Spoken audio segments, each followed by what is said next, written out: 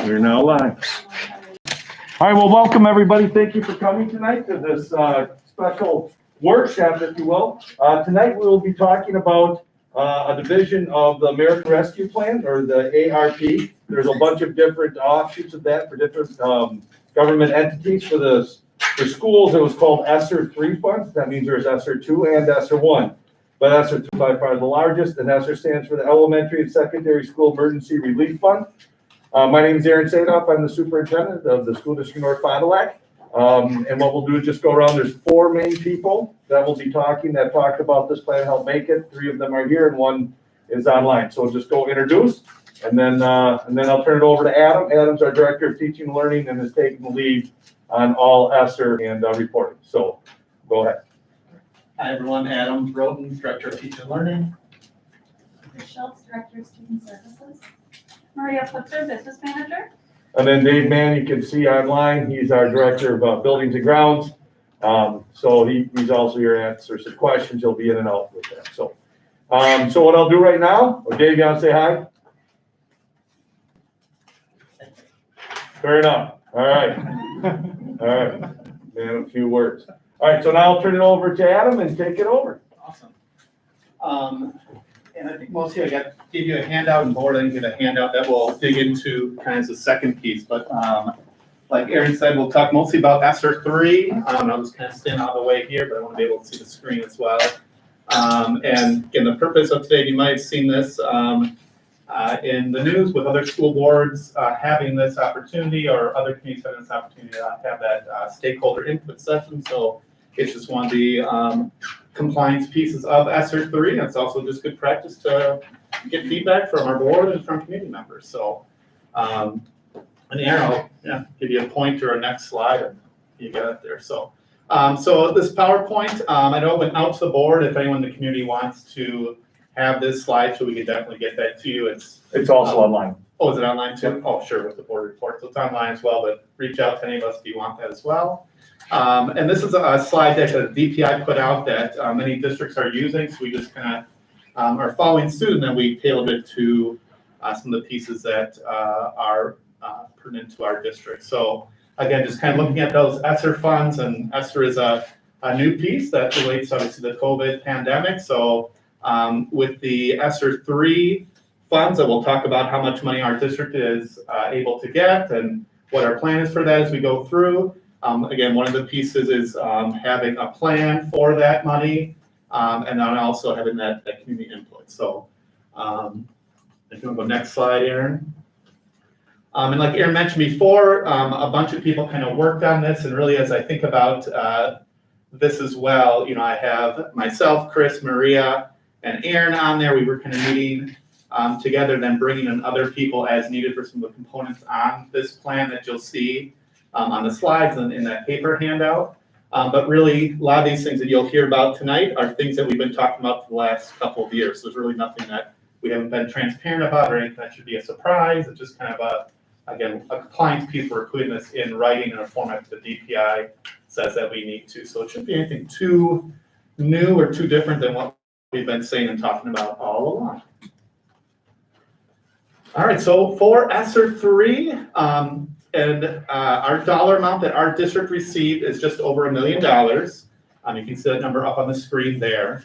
And those are funds that we can use, again, pandemic related, dating back to 2020 and up until 2024. So there's a wide range that we can use those funds for.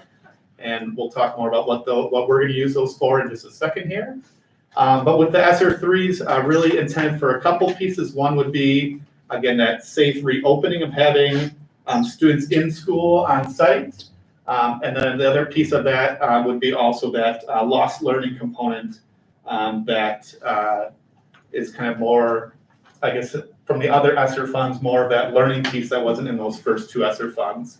That was more of the cleaning and pandemic related things, but now they're bringing that learning piece, which I think is good for us to be thinking about that. So, and then just in yellow there, just kind of putting down that none of the ESSER funds are tied to any masking policy. They're for or against, so that has nothing to do with either the amount of money we receive or don't receive, just for information for anyone that's curious about that piece. I think people get confused about that because in here, it does say that you have to follow CDC guidelines, the mitigation strategies, which does include masking, hand hygiene, vaccines, things like that. So I think that's where that piece comes from, so whether the two are actually connected or people read this and they read this, I guess it's going to depend on what our plan is, but I think that's where a lot of that comes from. Yeah, and I can just on this, and then our district doesn't follow all CDC guidelines. We haven't. I mean, there's definitely. I mean, even we've made adjustments in that as we've gone on. Same thing with Fond du Lac County Health Department. So it's more so. I guess the biggest part that went in there is there's no conspiracy here that we have to have something or we're doing something in order to get money. If we didn't have masking policies, we'd get the same amount of money that we would if we didn't. And again, to add to that, there's districts across the state, some that are masking and the boards pass that and have that going on that can receive money. Districts that have said their boards have passed that they're not going to be masking and they receive that money as well. So again, that's not a determining factor. It might be, I think, like Vicki said, a piece of that because obviously we are talking about that pandemic and what we think is best for having kids and staff in schools, but it's not, it doesn't limit any district for any of the funds they receive. So again, we'll talk through these next couple slides, what we can use those funds for, and then we'll look specifically at what we as a district are using those funds for, and then get some feedback from you as well, and they will answer questions you have. So this slide is just talking about that piece of that for our district, that $1 million. We'd have to use a minimum of 20% of that for that instruction and learning loss piece. You'll see in a minute that we're spending almost all of it on learning loss. Not that we didn't want to spend on other things, but we felt that was appropriate and we were in a good spot with some of the other options we had to spend this money on. So the bullet points there, a couple pieces that it could be going towards, summer programming, extended school day, after school programs, extended school year programs. The bullet point that isn't on there, but is also part of this would be just your day-to-day curriculum and learning within that school day as well, which is again kind of what we are going to be using that money for, just our day-to-day learning within the school year. And then also with this ESSER 3, they really want districts to look at where there's certain groups of students that maybe were disproportionately affected by the COVID pandemic and the schooling options that we had been kind of in and out of the last year plus. So those are some of the groups that the DPI had encouraged districts to look at. Again, different economic standing, gender, students receiving certain supports within the districts. We'll again kind of talk about what we've seen with the pandemic and how it's impacted some of the different groups in our district. I think you have to add one of those, like when you're out in our area and you can't get internet service, so you can't be virtual. Yeah, and that's actually one that's on here too, Vicki, because that was true for us. And I mean, we had to come and sit here. I mean, Yeah. We called that the for drive-by. heaven's sake. We called it Yeah. the drive-by at the beginning. Yeah. But we just handed out, I think, 2 MiFi spots to a family just recently that needs them. So that's still a big part of it too. And again, keep in mind, as we're talking about some of these things, we did have money we received from ESSER 1 and 2, which really helped us with other things Vicki just mentioned with technology and also with the cleaning and maintaining safety in schools. So that's where, not that we didn't think those things were important, but we put a lot of money and resources to that. So that's where we, when you see here in a little bit, we've leaned more towards the academic end and helping those students that might have had some learning loss there, which was a lot of our students like any other district. So. All right, so a couple other things this could be used for. Just briefly go through these, but again, that PPE and sanitation pieces that we have been kind of living that life for the last couple of years. So long-term school closure. So if we felt like we need to look at additional staff for virtual learning, we could have done that.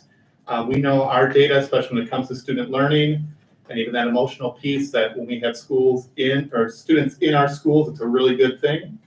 So we didn't really talk much about, hey, let's go plan for virtual teachers. We would have to probably figure that out if we go back to virtual, but we, want to keep our schools open and keep students in our schools because we know that's best for them. And then, some other things it could be used for is professional development for various groups of students, or technology, or some of those things that are related to things we might purchase. Mental health services and supports, that could have been an option.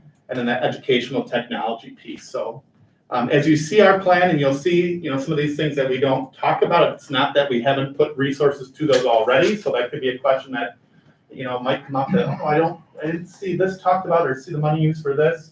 That could be because we didn't need to put extra supports there because we already had the staffing to help with that, or we've already put resources to that in the last couple of years with previous funds, or just with our general budget within our district because we felt that was important.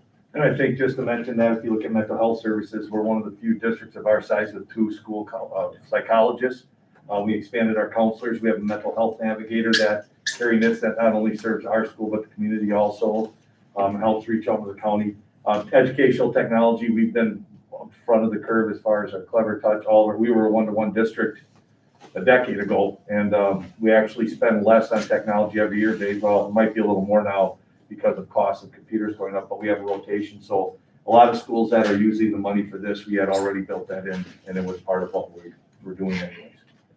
And those are great questions to ask when we get done. If you're like, hey, I think we spent money on A, B, and C, but again, you won't probably see that in our projections for the ESSER 3 in just a minute here. So just kind of a brief overview of just some of the needs that we saw in some of the groups that have been affected in some way or in some cases. So on the left-hand side of that slide, just highlight a few of the groups that we saw just that were affected probably more than the norm due to COVID over the last year plus. So our students receiving special education services, students of economically disadvantaged families. Kind of like Vicki mentioned before, if you don't have Wi-Fi in your home, that could have been an issue, and there could be other factors that come with that piece. But even those things, we want to troubleshoot and figure that out for our families. But it puts some families at a disadvantage if they didn't have some of those resources in their home to begin with.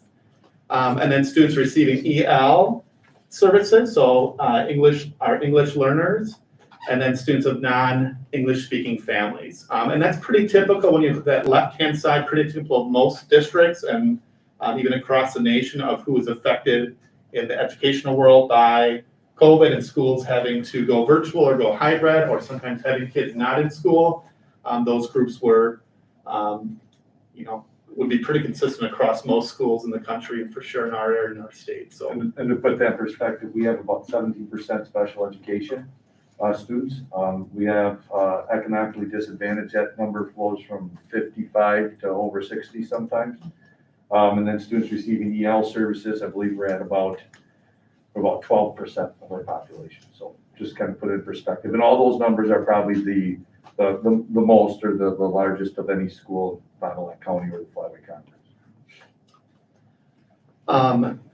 And then the right-hand side of the slide, we just kind of looked at, hey, what did we see happen? And again, to not only these students that are in these groups, but could have been other students as well. But on that virtual learning end, so we were in virtual learning or that hybrid model, we saw sometimes a decrease in attendance or decrease in engagement, which then would impact some of those learning pieces or some of those social emotional pieces. Interruption of services. So sometimes when you, especially when we look at our students receiving EL or special education services, we're still serving those students as best we could in that virtual or hybrid model, but it just looked different. And in some cases, they're just things we couldn't do because we weren't physically with them. So that interruption of services and then that reimagining of services. So trying to figure out on the fly, how do we provide these services in a different way, which I think we had good successes with and saw more challenges with that piece when we tried to do that. But that, again, was kind of the challenge for all of us in education. And then the piece we talked about too with unfinished teaching and learning in that virtual and hybrid environment. And what we mean by unfinished teaching would be things that us as teachers did not get to because of either lost time being virtual or in that hybrid model with, again, going back to students maybe being absent or that teacher being absent.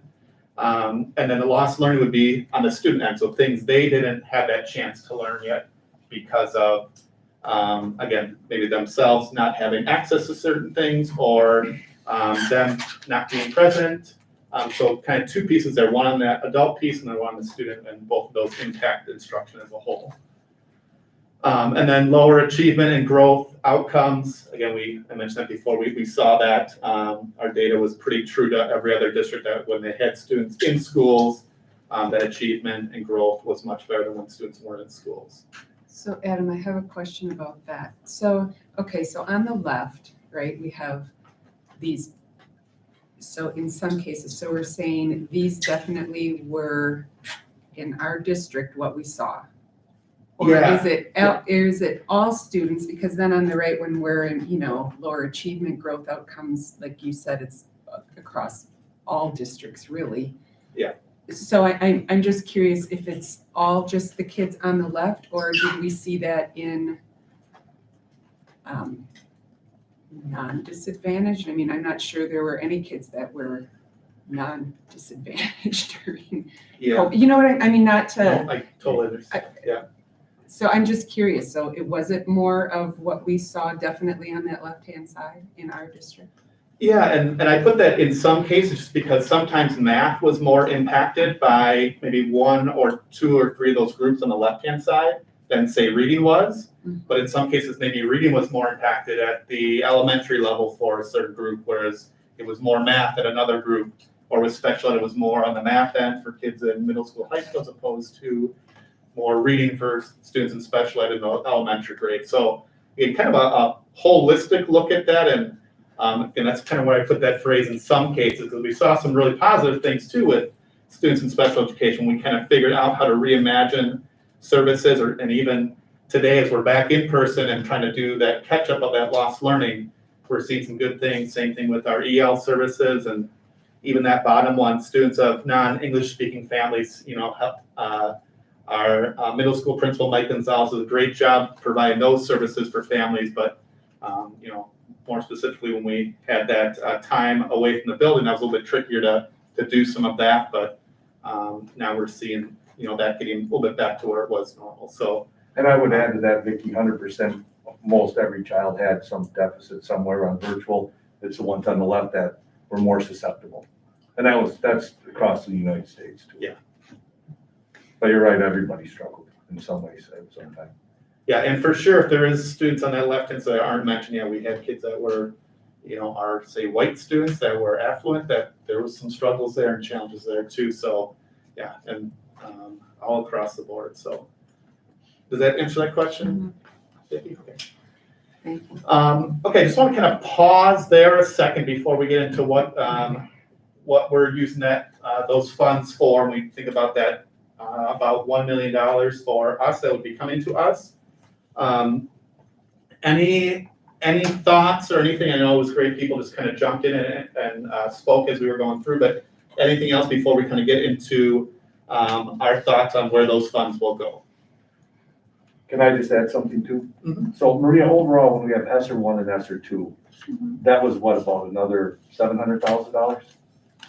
Yes. Okay, so in those we received, just when you hear ESSER, people, there was 3 different parts of this ARP, and ESSER 1 was probably the lowest amount, maybe about $170,000, and then our next part was close to $520 or somewhere in there, $1,000.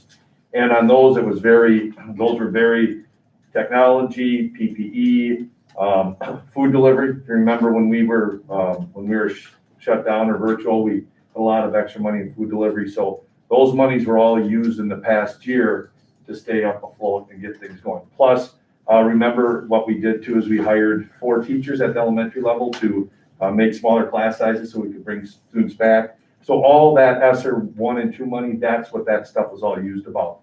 So when you hear that the district received close to, $1.82 million, that is true. We're talking about the ESSER 3 because the ESSER 1 and 2, that's already been consumed, reported, and done. Great. Yeah, thanks for clarifying that. And there wasn't this piece of having this formal input session too for those ESSER 1 and 2 funds. But again, I think we were pretty transparent, and I think on the first slide, part of everything you saw there isn't like, oh, we did this, or we had these challenges or struggles. I'm sure all that, as you're hearing that, especially as a board who's been a part of a lot of those conversations, you're like, yep, we kind of talked about those things continually and still are today in some cases. So any other thoughts or anything to put into the space here before we talk about where that money's going for us?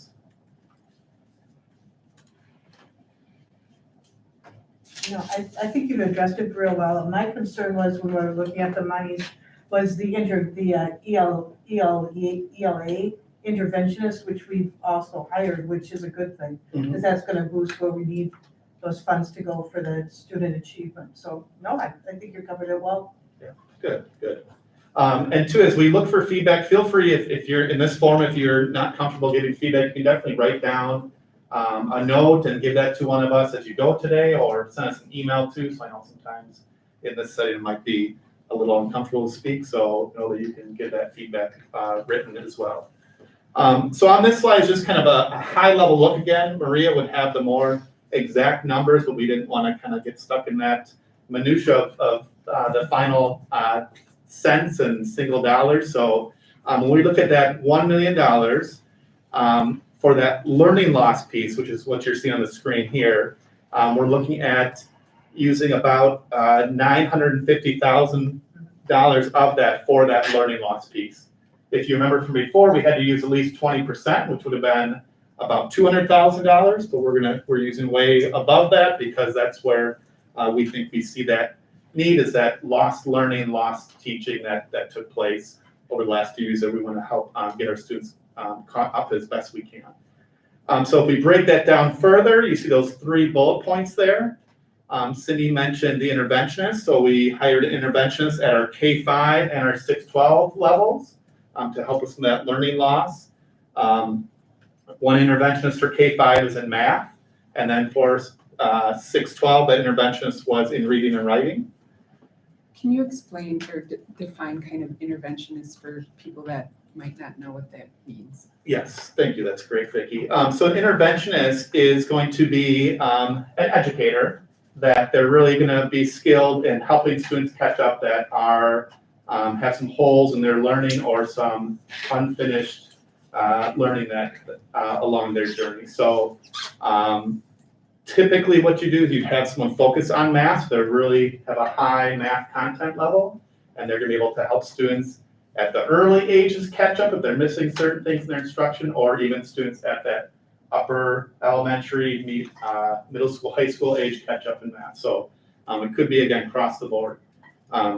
Same thing for reading. An intervention would help with those early literacy skills, or early literacy skills even as students get older in 4th, 5th grade, middle school, high school. So currently, again, we have interventions going on probably in every grade in our district right now for math and for reading and writing. And sometimes those interventionists are doing that. Sometimes our teachers are delivering those interventions. The trouble with a teacher delivering that is that they are teaching all day. So it's a little bit trickier to have them have the time to do that. That's where that intervention devotes their entire day to that. That's a great piece, Vicki. Thanks for mentioning that. Does that make sense when we say interventionist? And the rationale of the interventionists at the elementary school is we saw a really big need because we've already just reorganized and redid our literacy at the elementary, and then we saw a huge need for math. And you'll see that's tied into what Adam's going to talk about with bridges. So the elementary decided to have a math interventionist because new curriculum is coming into. And at the high school and middle school, we've seen in 6th grade and some other areas where there has been significant gains in reading and writing, and then we know that that's really important for those kids to get accelerated because we only get them for so long. So that's where that was invested. If we had enough resources, we would have got one of each at each level. And the other thing that isn't seen here is keep in mind, like I mentioned before, that we've also put money towards instruction and curriculum just from our general budget. So like for math, for instance, we purchased a new middle school and high school math curriculum, which isn't coming out of these funds, but we've already purchased that, and we felt that our current math curriculum wasn't as good as this one we went with, and that is our hope that that will help increase achievement, and we're giving our math teachers professional development to help with that math instruction piece. So again, this isn't all encompassing. Some things we thought we had in place already when we think about our students, so this is where we kind of narrowed in on these pieces. That next bullet point, like Mr. Sadoff mentioned, curriculum. So the word bridges there, that's a specific math curriculum for grades K through 5.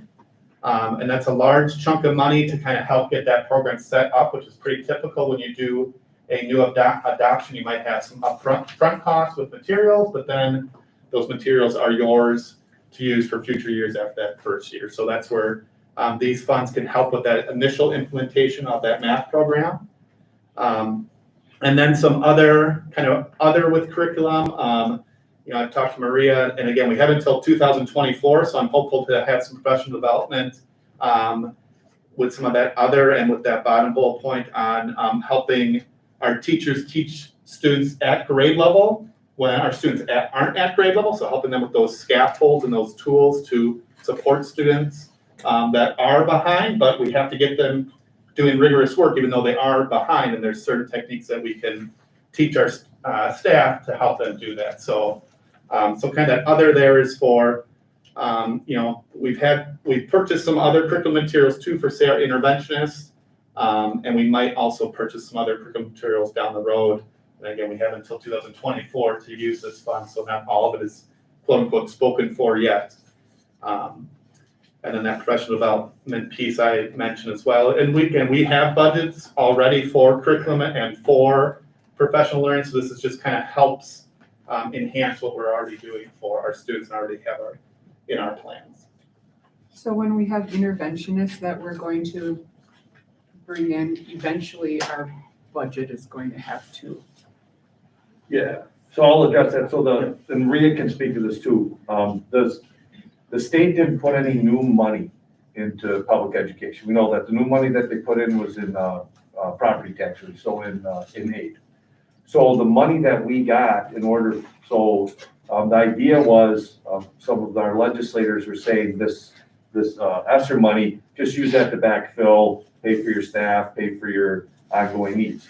We know, and there's some districts that are doing that right now, so in 2 years, or when this money's gone, there's gonna be a huge clip. For us, our decision was, we kind of did a little mixed bag. Number one, we used the money to get the one-time purchases like Adam said with bridges, or the one-time things with professional development. But to your point, we are kind of rolling the dice a little bit with the interventionists, knowing that it's Tammy Rademan at the elementary school and then Jen Towle at the middle school. Both are high-quality teachers. So the mindset was we have interventionists for 2 years, and then the data will show how valuable they are, and the value that they have, then we'll have to look at our budget and see where we can change things in order to maintain them. Or if we always know that we have attrition, if there's something where we say, well, we can't afford those now after 2 years, we still have 2 high-quality teachers, and we'll find a place for them within the district. So you're 100% right. When money's gone, that's where the budget has to pick it up. But this was a one-time opportunity for us to really, because you don't get a chance to redo a year in a kid's life. So for 2 years, we can see what an interventionist can really do. Plus, one thing that Adam didn't really say that when he was really saying how powerful an interventionist can be, is the power they have to teach other staff how to do these tools too. So it's almost like a teach the teacher, where the staff can then become interventionists too. So it's going to be a win anyway, but these are the ones where the 2 interventionists that after the 2 years, we don't have our money going out to 2024, we have it going out to 2023. And after that, we'll have to make decisions. But the only reoccurring cost, if we want to keep, would be the interventionists. And at that time, we'd evaluate where we're at. And what we're already seeing, and Adam will bring some reports towards the spring more, is the impact that they have. So, a good question on clarification, because that is going to have a huge impact on other districts that you will hear about. They're having some funding cliffs coming up. And just to make clear too on this slide, so this is those 3 bullet points down below, that's looking at 2 years worth. So that's where we double that and get to that almost $1 million. So again, the interventionists on top, that's for this year and for next year. And same thing for curriculum, it probably won't be as much the second year, so again, we'll pass that starting year, but there might be other curriculum pieces that we're using that for. So And then the other leftover amount, which you can see on top of that slide, is about $100,000. So that is kind of tabled for some technology pieces that may come up, and then some of those mitigation supplies just to address the ability to keep our schools open and keep staff and students here. Which again, Maria can talk maybe more to that if people want to know more about that, but it's things we've been paying money for the last couple of years, and it's nice to have a extra pool of funds we can pull from to pay for that. Hey, Adam, can I call, hey, Dave? Can you just speak to the cost of just general cleaning supplies and sanitation supplies as we've gone through this? So a lot of the stuff has gone up. The funny thing is masks have come way down. So, as far as a lot of the cleaning products and stuff, they have gone up considerably. And those are things that we would use regardless if there's a pandemic or not, that help us be cleaner, so. And we're using a lot more products because we're cleaning more. It's not to say we didn't clean good before, but we put the extra effort into making sure everything is getting hit every day. And that's a good point too, what Mr. Sayoff said, is a lot of these things we were gonna pay for anyways, especially when it comes to the cleaning pieces, those have tos, but when we have this extra money available, it's like, okay, great, then we can put that money we were saving to something else and kind of get creative with that budgeting piece, which Marie is really good at, so.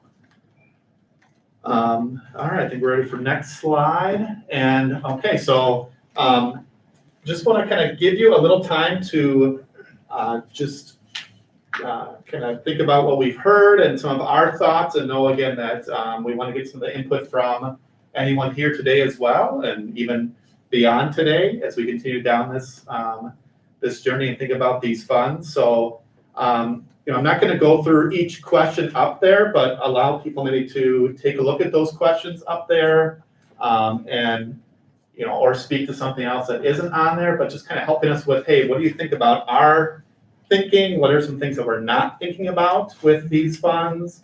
Or really any other thoughts that come up as you think about, again, the spending part of ESSER 3, and then we'll dig into this handout that you have and get some feedback on that too.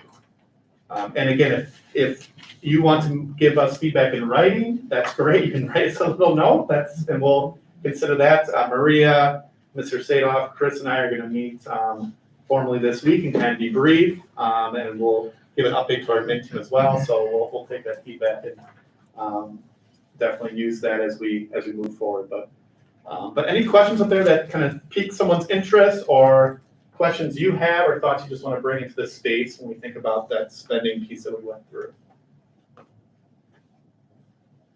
I'm curious on the special education. You say 17% of your students have a special, need. Sure. My child is one of them. My child was overlooked in 3rd grade, 4th grade, and 5th, and still has been. So with having 17%, can't you do anything more to start it now? These children, they can't be overlooked like this. They can't be, oh, we'll get it done hopefully before high school, because that's where I'm at with him right now, finally. That's not fair. It's not these kids' fault that they don't understand and grasp some of this stuff. Why can't you put more into that? Yeah, that's a great point, Tara. And actually, one of the pieces we didn't talk about with the interventionists is that helps us to do actually just what you're asking. So there's a process before a student's eligible for special education services. The district, and this is all districts in Wisconsin, have to kind of prove that, hey, we've given students certain additional opportunities to learn. And through an interventionist is one way to do that. So we're able to, with the interventionist at those levels, we're able to do a little bit more for students in that regard, so that we don't want to have kids that we aren't getting some of that extra learning to, or aren't being able to provide that support for. So again, it's not going to be, again, ideally I'd like to say, man, I'd love to have 2 interventions at each level, 2 for reading, 2 for math, but it's going to be definitely, we're able to help more students in that regard and catch students before, like you said, they're getting to those higher grades. So, does that make sense there? Okay. Yep. Other thoughts or anything else to bring to the space, or reflections or things for us to think about as a district?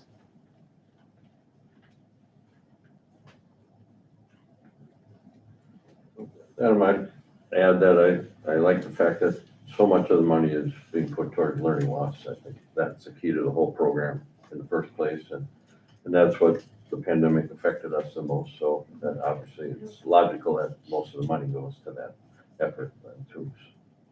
Great, thank you.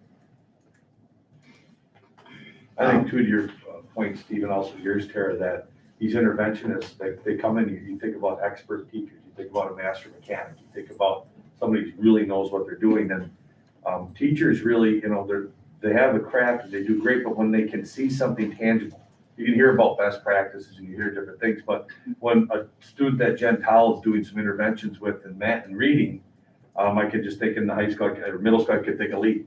I could think of a teacher who says, what are you doing? What's one thing that I could do that that could help my kids now? So I see that as having a kind of a snowballing impact, because it develops a lot of efficacy for teachers to know that there's things out there they don't know, even if they're better teachers. So that will have a really, I think, positive impact. And it doesn't just help the students that are at a low learning loss. It also helps all students wherever they're at in their learning journey, even at and above achievement. All right, well, again, if anything else comes up, if you go home today and are like, oh, I should have said this, or I should have passed this along, know that you can still do that. So we'll be here, you know how to get in contact with us. And we're gonna just make a transition to this document, which is another piece of this ESSER 3 compliance. But also, again, good practice, I think, to have this put together and then get some eyes on it. So this is called the Safe Return to In-Person Instruction Plan. For me, it's a little silly because we've done this about 5 months ago, but now, and I think it just opened up a month ago, we're able to actually create this plan and put it, send it to DPI. So it's kind of like, well, you're about 5 months late because we've already talked about all these things in here. So I'm just going to kind of give you an overview of this and then let you kind of read through it. But again, everything in here are things that our nurse has talked about over and over with all of us at settings like this, or put in messages out to our community about. Dave Mann has mentioned and talked about at board meetings, or Mr. Zeff shared with us through communication. So there's really nothing again in here that's a surprise from where what we've been communicating. The one thing I will say in here you might see is that we know everything is kind of changing really quick, day to day, week to week, month to month. So if I would have asked Bridget for some of these, like, hey, tell me, I just want to make sure I have the right information here. If I would have asked her 2 months ago, it might have been a little bit different than it is, say, now in this present day. It might be different 2 months from now. So we'll come back and review this, and the DPI wants schools to kind of keep this updated. So we'll definitely follow that. So. And just really quick before you go into it, as Adam said, we've been doing these things and we have this plan in many different areas.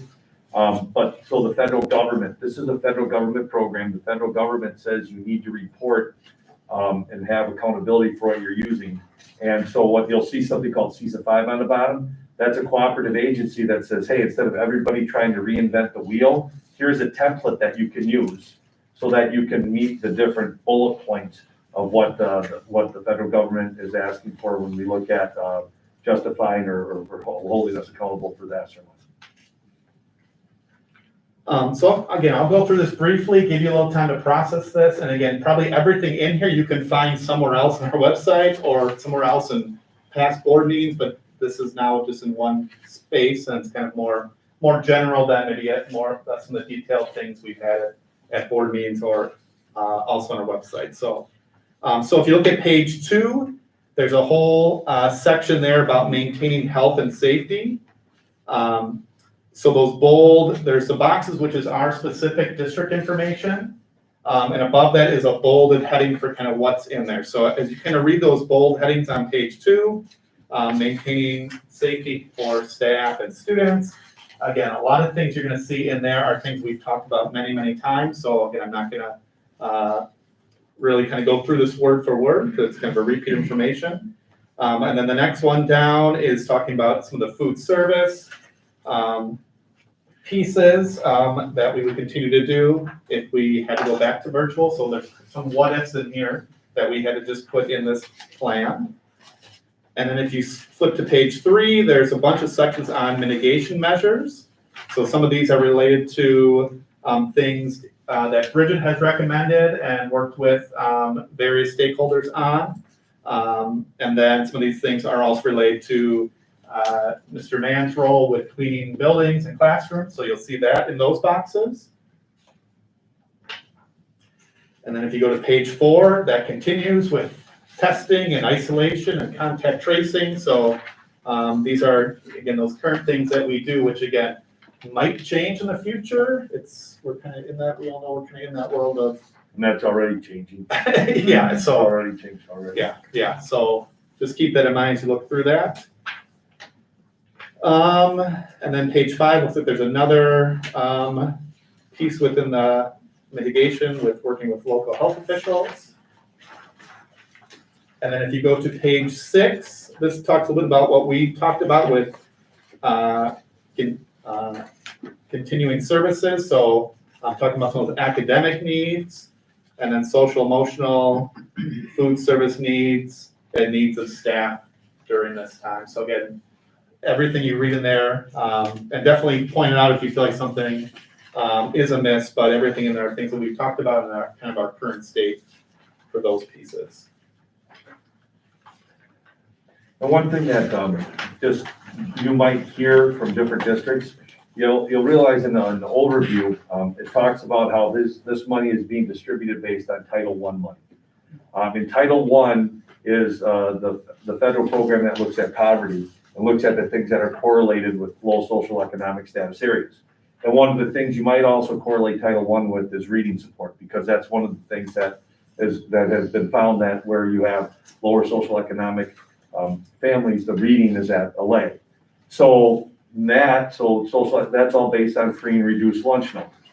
So there's some districts, like some of the affluent districts that, like you look at an Elmbrook, or if you would look at a Nicolay, or if you look at even a Green Lake, they didn't get hardly any ESSER 3 money because of they're not a Title I school. So when you hear other districts about what they're doing with ESSER, or why didn't this district get, here's this district of Elmbrook that's 4,000 more, or that's about 2,500, 3,000 more kids than us, and they got quite a bit less than us. That has to do with what their needs are when you look at the population that they serve.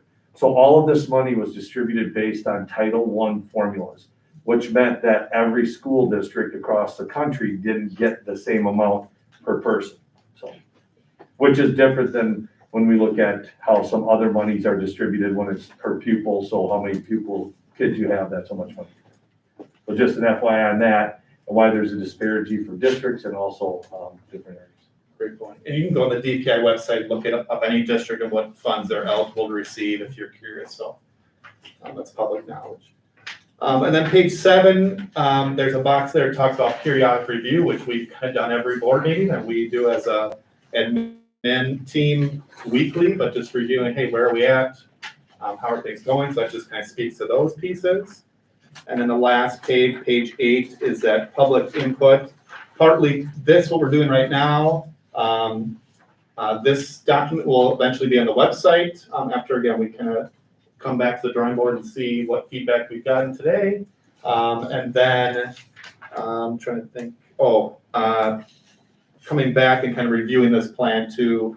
I think the DPI says every 6 months you just come back and review this. So we'll follow that as well. So I know it's a lot to take in there. Certainly take a minute or two just to read through and see if there's anything that you have questions or thoughts about.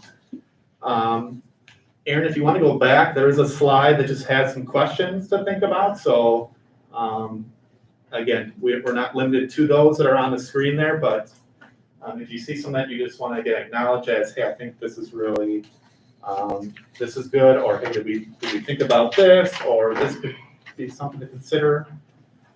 We'd love to hear those ideas and thoughts now. Can I ask a question? So when we talk about social emotional learning, right? I understand the emotional part, but like with the kids, what do we do with social? I mean, is it extracurricular activities? Is it teaching them how to be, I don't know, better friends with people? What is social? We have adopted, I think we'll get those to you again, the 7 habits and the key parts that we use in our Oriole time, and also in, like today, middle school is gratitude. The power of being grateful and being that. So we actually have that curriculum that we've adopted and that we're utilizing. So, and we sent that out, I think, a couple board meetings ago, but we'll get to that too. Yeah. So it's exactly that, teaching, social interactions and things like that. We also do real-time learning, so you'll see our psychologists in the lunchroom, and they'll have little lunch groups, and they'll interject some of the lessons that we've talked about, and talk about those with the students as well. And I think too, when you ask that, Vicki, or bring that up, I think too, just the idea that we're having our students back in classrooms in the school, seeing each other, being able to talk to each other within this pandemic piece, that's a positive. That's kind of the first step to the social piece, is getting students probably, not that virtual, we didn't try to do some of that, but it's much more authentic when we have students in classrooms and schools. But yeah, we have all those other pieces in place too we didn't even mention our school counselors also being there for students with any needs, if they're related to COVID and pandemic or otherwise, so. I was just curious, proactively, what are we doing with our kids on a daily basis or weekly basis, whatever that they're. Yeah, and like Mr. Say said, in a normal sense, when we do have those curriculums in place where usually it's at least once a week that something formal being taught along those lines. And also our teachers know that, hey, the more we have students part of learning and our students like us, the better they're gonna learn and wanna be here. So our students do a lot of that real-time learning, like Chris mentioned, just in their classrooms and their daily interactions, so.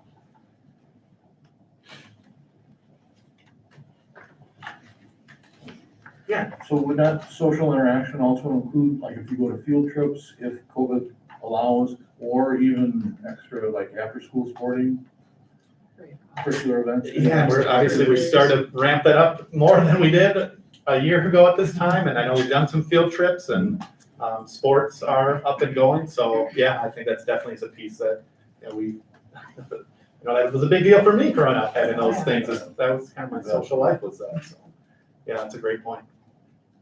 That's probably one of the things I'm most proud about our district. You get to some of the larger metro areas when they've been shut down, those kids having, like in Dane County, a lot of those students didn't have one chance to do any sporting events when they go virtual or activities, where we've tried to keep those going all the time. We had a little pause last fall, except for cross country, or 2 falls ago, but then we got all those back up and going. So, and I think we're at a point right now, specifically, I think for us, where we're staying open as long as we have enough staff. We've learned that we're staying open, and as long as we have enough players and we can do it in appropriate way, we're going to keep competing and meeting. So it's a very, very important part.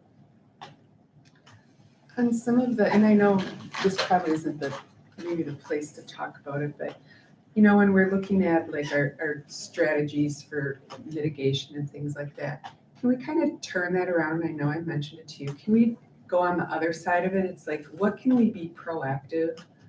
As far as, putting little things in our packages where it's like, oh, did you know that if you walk just little things like that the community, our staff, and our kids, research has proved, and I've said this before, vitamin D, if you have more than 50,000 vitamin IUs, and if you're tested for it, nobody that has had that has died of COVID.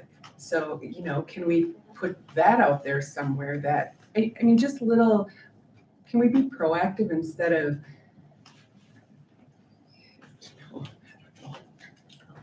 being, I guess I'll get you some more information about what we do with physical activity and FIAD and different walking things. I know that stuff, but I'm just saying, promote it more, and and instead of, we're always so focused on masking and 6 or 3 feet away and testing and quarantining, and can we get on the other side of that a little bit. I'm not saying forget about it. I'm saying, can we get on the other side of that a little bit? You know, because we know that social emotional learning, any type of learning, is better when kids are healthy. So can we do things to promote health, I guess is what I'm trying to say. And, you know, the activity, the 3T, trauma, toxins, and thoughts, and their emotions, their physical health, their what they're eating, get parents to think about different things, get our staff to think about different things, and talk. I don't want to say positive negatively. I'm just saying more pro health versus a fear of things, I guess. And I don't want to start that whole thing, but I'm just saying. Yeah, and I would say, I don't know, like our focus, like our health, our wellness for staff, we're really working on. That's, but we definitely have a pretty strong staff wellness process that goes on within our building. It's gonna get better. Do we need to have some more challenges like we had in the past? Yes. With students, there's definitely things that are going on within the schools, more so, I think to your point too, Vicki, we have to be better at telling that information and sharing that information and what's happening too. That's, I guess, my point. So that I the know that community we do knows what's certain happening. things, right? Right, and that's something that we can get better at, is making sure that people are aware of those. And do it more, That you was know? my point. Be a superhero and get in shape. Because if you're in shape, you have a better chance of being healthy. Just to add to that, part of the health curriculum, actually, they do have the students look at healthy choices and making a whole, like a week meal, like every single evening meal, and they're supposed to create a healthy meal, and then they take it home and have the parent share that with the parent. They have to sign it. So there really are some phenomenal things that they are doing on the health side as far as the curriculum. So it is, it's up and coming. I'm excited about it because I've seen a lot of good things. And it's also social emotional that they go into also in the health class. Yeah, that's at the middle school level. I know hearing is run into the grade school as well. Oh, So, yeah. I mean, they're hitting the ground running. They got some phenomenal We have to be teachers. better at sharing that information, 100%. No, that's a good point. I wrote that down too, as we kind of debrief from this. That could be something we can think about. How do we get that more out there? Very important. Anything else to bring to this space? Could be about this plan here, could be about anything else we talked about, and we're getting short on time, so I want to honor that, but. So Adam, what are the next steps then? Yeah, great segue. Next slide, actually. There's a slide on that. Slide for everything. So again, basically, take some of the information we heard today, and some of the things that we talked about. We're going to meet kind of our core team here, Aaron, Chris, Maria, and I think Wednesday. We do have an admin team meeting tomorrow, so we'll probably bring up this a little bit at that point too. And then, again, if you have other feedback beyond today, or if anyone out listening to this has, you can send that to any of our administrators or anyone in the district, and hopefully they will get it our way. But then we haven't officially submitted any of this information yet to the DPI, so that's our next step. But again, we want to be able to see what the thoughts are of the community first. And then you can see the timeline there, looking at submitting that February, March, and then getting this information then posted on our website too once it's official. And Aaron, I don't know, in February, I can't think if this has to be a board, like the board needs to vote on. I think or what anything we'll just do is just informational, to but be safe, we'll have action. I mean, I don't think, we do the same thing when we look at our safety plan. Okay. So in February, then I think it was the thought And to have that come back. And also safe return to in-person learning. I think as we go farther, this is a temporary thing. Having a safe to return in-person learning in 2 years from now is gonna seem silly. Yeah. I think, but hopefully, Yeah. yeah, Right. so, That's just temporary. because we'll be in person. And tons of information about ESSER 3 on the DPI site. So if you want to look at, you could probably get lost in there, all the different things. So, or if you have questions, you can ask me and I can send you links if you need something specific. So, all right. Thanks for your time, everyone. And I'll pass it back to Mr. Sadov. All right, so then we'll have an update on this in February. Board that will bring it up to kind of peruse and look at. Like Adam said, if you have any other input or you have any information, get it to Adam, abroten@nfdlschools.org. Maria and Chris, did you guys have anything that you wanted to add? No, I think, Adam, as far as my part of it goes, Adam covered everything, but if you want more detail about where the money is being spent, just shoot me an email. It's mflitzer@nfdlschools.org. Nothing to add. Great job, Adam. Thank you. And again, if you have any questions, feel free to email or reach out to me as well. And I'll finalize it by word. The school district is really trying to honor and utilize this money for things we couldn't have done. Like getting that new curriculum. I mean, cost size, that would have been spread out over 2-3 years. Now it's like it's all here right now. Our interventionists that not only will help them, but hopefully over time also will help our teachers too. So we're not planning on continuing to have this money in the next, after 2 years. And then we'll just have to reevaluate what we do with our interventionists. And I think they'll prove their weight in gold and we'll figure out how, what that resource looks like. And I appreciate Adam. Thank you for putting this together and taking the lead on this, and Chris, Maria, and Dave, and the rest of the team. So thank you.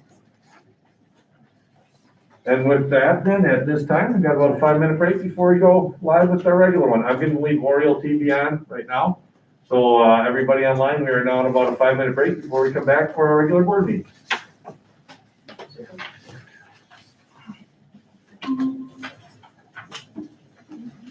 Hey Judy, hey Lauren, hey Carl.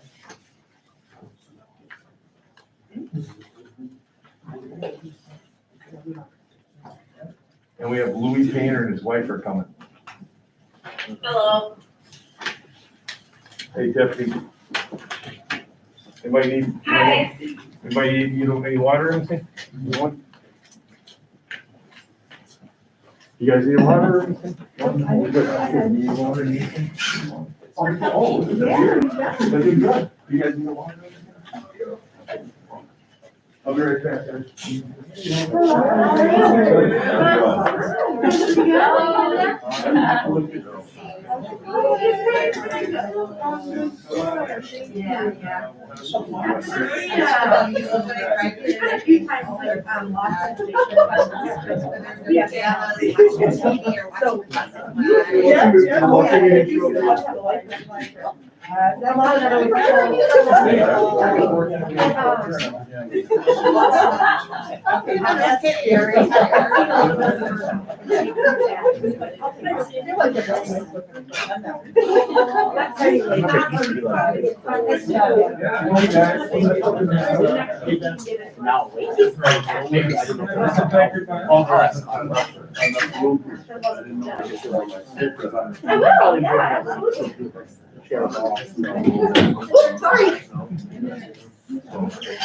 Have his surgery? Everything going good?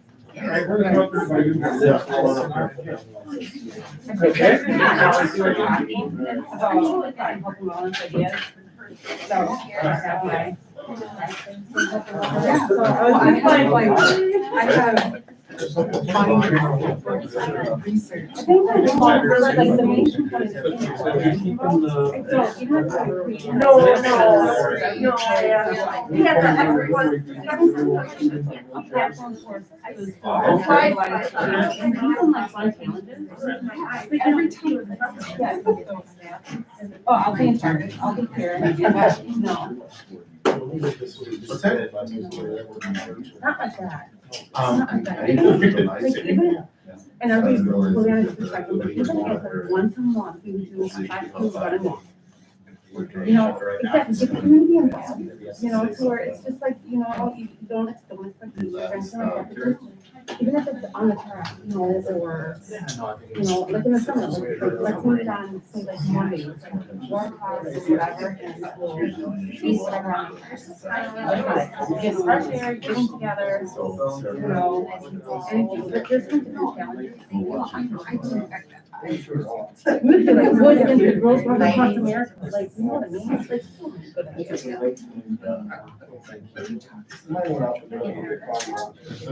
oh my gosh. Right.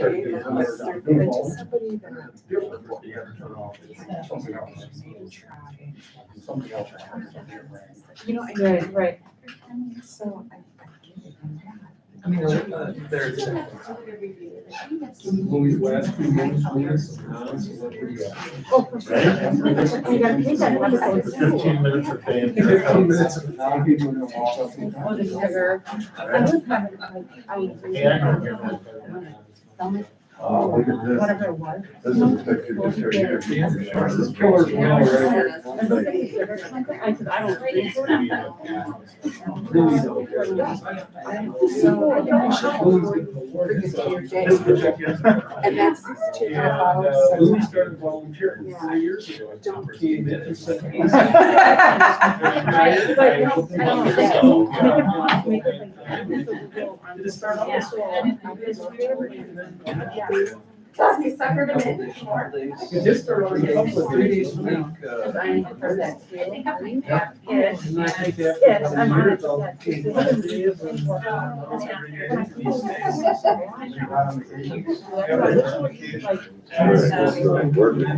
right, you guys ready to rock and roll? Enjoy it. Oh, sorry, 1 more minute. I took my time. Keep that in mind.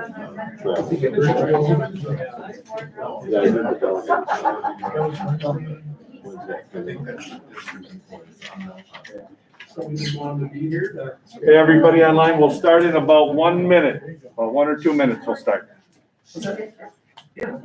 I'm like, well, with the, Woods and construction.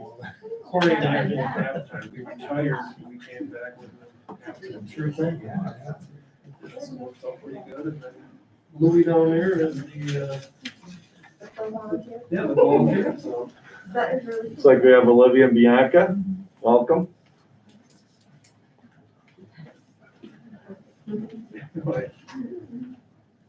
Oh.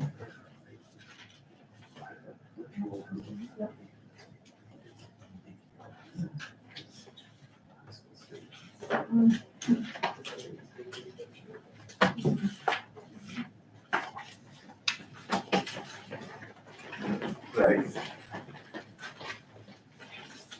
All right, ready to rock and roll, Mr. Vice President? There we go. All right, I will call to order the January regular school board meeting of the School District of North Fond du Lac. And the roll call. When you're ready. Here. No rush. I'm sorry. I just got it. Do you see? Oh, here it is. Sorry. Thank you. So I guess just for the record, while Vicky's getting ready, President Chisholm is out of state this month or this today, so the Vice President takes over the operation of the meeting. Roll call. Are we ready? Yep. Chisholm. Hack. Yes. Kowalski, yes. Jaeger. Yes. Geckerman. Yes. Okay, we have a quorum.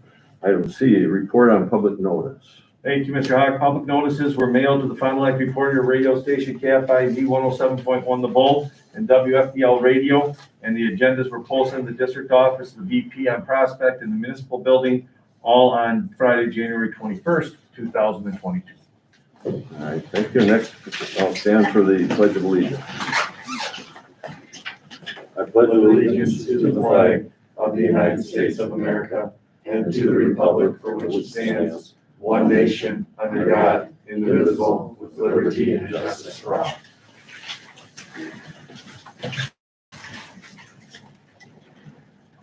Okay, item E is the approval of minutes. We have minutes from last month's meeting, December 13th, I believe the date was. Does anybody have any additions or corrections to the minutes? All right, seeing none, the minutes stand approved as printed. Item F, the treasurer's report. Excellent. So our cash balance on hand as of December 13th of 2021 was $253,926.55. We had receipts from 12/14/2021 to 1/24/2022 of $2,513,012.48. We did have transfers from investment accounts of $1,300,000 for total receipts of $4,066,939.03. Our expenditures from the same dates of 12/14 to 124 are $2,975,258.96, which is also our total expenditures line.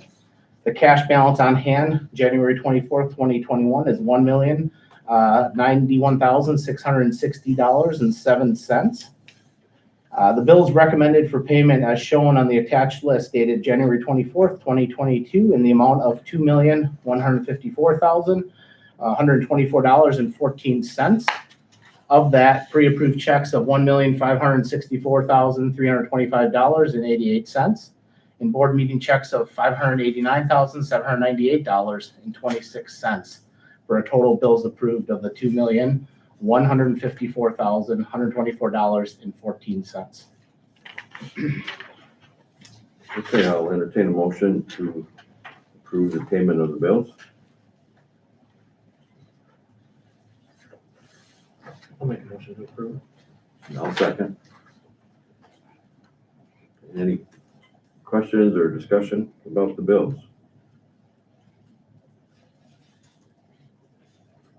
Hearing none, roll call.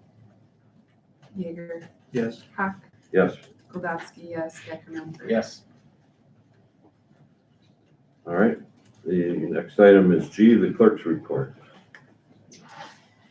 So we have a couple of donations, AirTech, Jim and Sarah, Should be Price. I forgot the Price. last name. There's probably Jim many. and Sarah Sarah's- Price, $536.60 in kind of installation of 2 duct collector pipes. And Wayne Petro and Jim Flood for $1,000 to the building trades program, which is awesome. And then correspondence, we have Terry Grabby and Joanna Fay Adopt a Family Program. Thank you for that. Thank you from Kim Van Herring, I never can say that. Herring for support for her, Cindy Vandergalen for retirement gifts, and Community Church, the senior pastor, Pastor Adam, they are praying for us, which we all need that. And that is all that I have. All right. Thank you very much.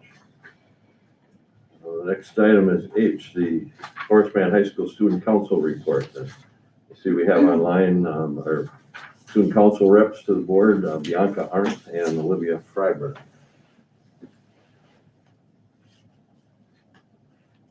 Want to go ahead?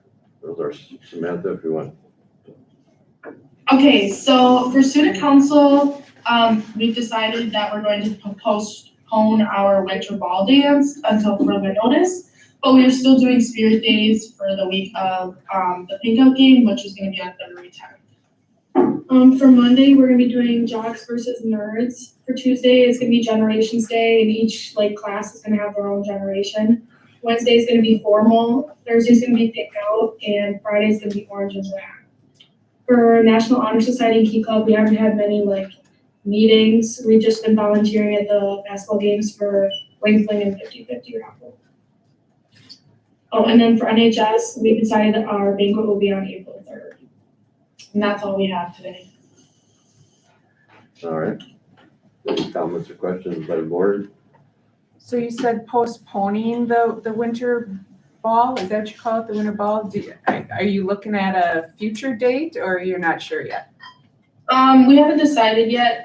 They're leaning more towards we probably won't have one, but it's still undeciding, so we don't know for sure anything yet. Okay, thank you. All right. Thank you, ladies. Next item is item E, citizens input. And I'll just remind everybody of the policy concerning citizen input. It's allowed within board policy considerations. Comments be made by citizens of the district, and we've adjusted that to also include parents of open enrolled students if they're not a resident of the district. Time allowed for each speaker is 2 minutes, and roughly a 15-minute period for the agenda item. Citizen is to direct their comments to the board and not to specific staff or other participants. And then by policy, the board will not discuss the comments or take any action on them tonight, but as indicated, it's citizen input, and we're always interested in hearing from the citizens of the district. So with that, I'll open the citizen input section of the meeting at 7:10. And if you could stand, if you can, and then give your name and address, please. Yes, Blair Goldowski, Town Line Road. I just wanted to come and ask if we can please just sit back for a minute and take into consideration what we're doing to all these kids. I understand that COVID is hopefully gonna go away soon, once people start kind of adapting to it being the new normal. But only following the CDC guidelines, like here and there, and for some things and not for all things. And also, from the experience that I have had, that I know 3 families for sure who had tested positive the beginning of January. So their kids have been quarantined ever since then. So the last 2 full weeks, they have been out. And today they could not come back because they have to get tested before they can come back. I don't really understand why we want our kids to be out of school forever. Especially middle school and high school. I don't know how many phone calls, Zoom meetings, everything that I have been on of students calling me. The job that I do, I work with all the area school districts, and I've had several of them call just sobbing, and it breaks my heart because they're either quarantined and they can maybe come back this day, but then they find out they have to get tested to come back. And if we're already wearing masks, and if that's the somewhat savior of this and not gonna stop, or supposedly gonna stop spreading it, even though we continue to have an outbreak, we really need to start looking at what's best for these kids. These kids are the ones that need to be in school. And the fact that 3 families that have multiple children, those kids are not sick. They should be able to come to school. They literally are out for 2 weeks straight. And now today, well, Friday, actually, they got told, no, you can't come back on Monday, you have to get tested, and then we'll go from there. But even if they're asymptomatic and test positive, they can test positive for 90 days. So we're gonna keep kids out for 90 days? We really need to start looking at what's best for these children, because it's not fair to them. It's not fair to them to be missing school. It's not good on their mental health. It's not good on their overall physical health either. And I just really, please, I just ask you guys to just sit back for a minute and think about that and really take that into consideration. And please start thinking about the kids, because it needs to be in the best interest of these children. Thank you, Blair. There's an agenda item on later tonight where we're going to be discussing some of the potential changes. So, this piece of information. All right, anybody else? Sure. Tara McCarthy, I live on Viking Drive. I'm not gonna sit and say any more about masks. You guys know where I stand. My family got hit with COVID. We're fine. Apparently, it can be considered a miracle, whatever you wanna call it, I don't care. My kids missed a month of school. 1 month. They weren't sick. They were healthy. They were bouncing off the walls. They were bored. They were going crazy. My 8th grader has a learning disability that the school's finally acknowledging. You can't get caught up. He couldn't get caught up. He failed. My high schooler failed. She couldn't get caught up. They didn't provide her with the schoolwork while she was on quarantine. Now, whose fault is that? I don't know. They should have been in school. I was the one that was sick. I was home. I did what I was supposed to do. My kids shouldn't be punished because I got sick. I mean, if I got sick with the flu, my kids would be in school. If I got sick with strep throat, they were fine, they would be in school. For to say they have to test negative, okay, do you take at-home tests? I was told no. Now I've heard otherwise. We can only accept them if they're positive. It's kind of contradicting. You either accept them or you don't. So we need to focus on our children. They're not in school. They're scared to come back when they're out for 20 days because that's ridiculous. They're so far behind, they don't know how to get up, they're overwhelmed, their anxiety is high, their frustration's high. How are you gonna fix this? You're causing an unnecessary issue with these children that's affecting their mental health in the end. That's where our focus needs to be. Not on COVID anymore, not on masking. Put in the back. We already know statistics show they're not working.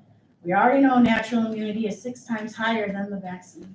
We already get this. It's coming out. We know it. We get it. Messed up. Okay, fine. The Board of Education, let's focus on these kids' education. Let's get these kids back to where they need to be, not going into 9th grade at a 3rd grade level. That's not fair.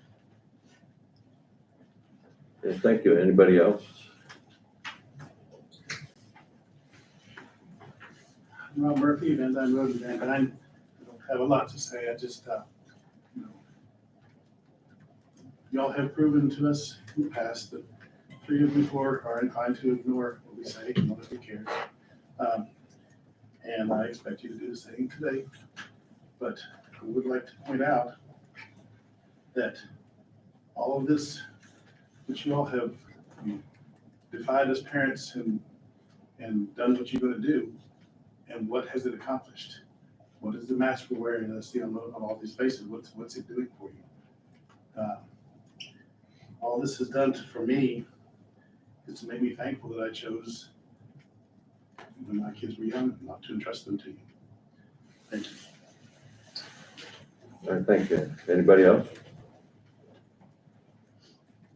All right, then I'll close the citizen input session at 7:17. All right, next item is the superintendent's report. Start with the awarding of the Oriole Nation Community Excellence Award. Exciting time. So here we go. So I got this idea from one of my friends up at DC Evers, and we have a lot of people in the community that help out, that do so many things in North Fond du Lac, and we have to tell that story more and more. So if you can envision in this room or when you come in, there'll be a big plaque. I'm not going to ask you to make it, Max. Don't worry about that. We're not going to put another thing on you. But a big plaque that's got this saying on there: Oriole Nation Community Excellence Award. This award is given to a community members that go above and beyond to make the school district in North Fond du Lac better. So we had our first ever awardees were Joe and Robin Miramonte, who were the first family of Oriole Nation, served as president, and Robin helped out. Joe did great things for many years, music parents. So they were the first. Then, so we're thinking about who is going to be the second person that would be a representative of this award. And his name is Louis Painter. And I'm going to read this, but then we have 3 of his whole teams here tonight. If you guys want to say something about Louis, I think that would be great. So we are not only as a district, but I could tell you my son is in woodworking. He's been inspired by you too, Louis. So Louis, thank you for your, come on up. Let's hear it for Louis Painter, everybody. Thank you for your selfless service to Oriole Nation, your countless hours volunteering, teaching, and being a role model for our students, studying technology education, woodworking, and construction have inspired and helped numerous students. Thank you for your time, service, and generosity. You make Oriole Nation better.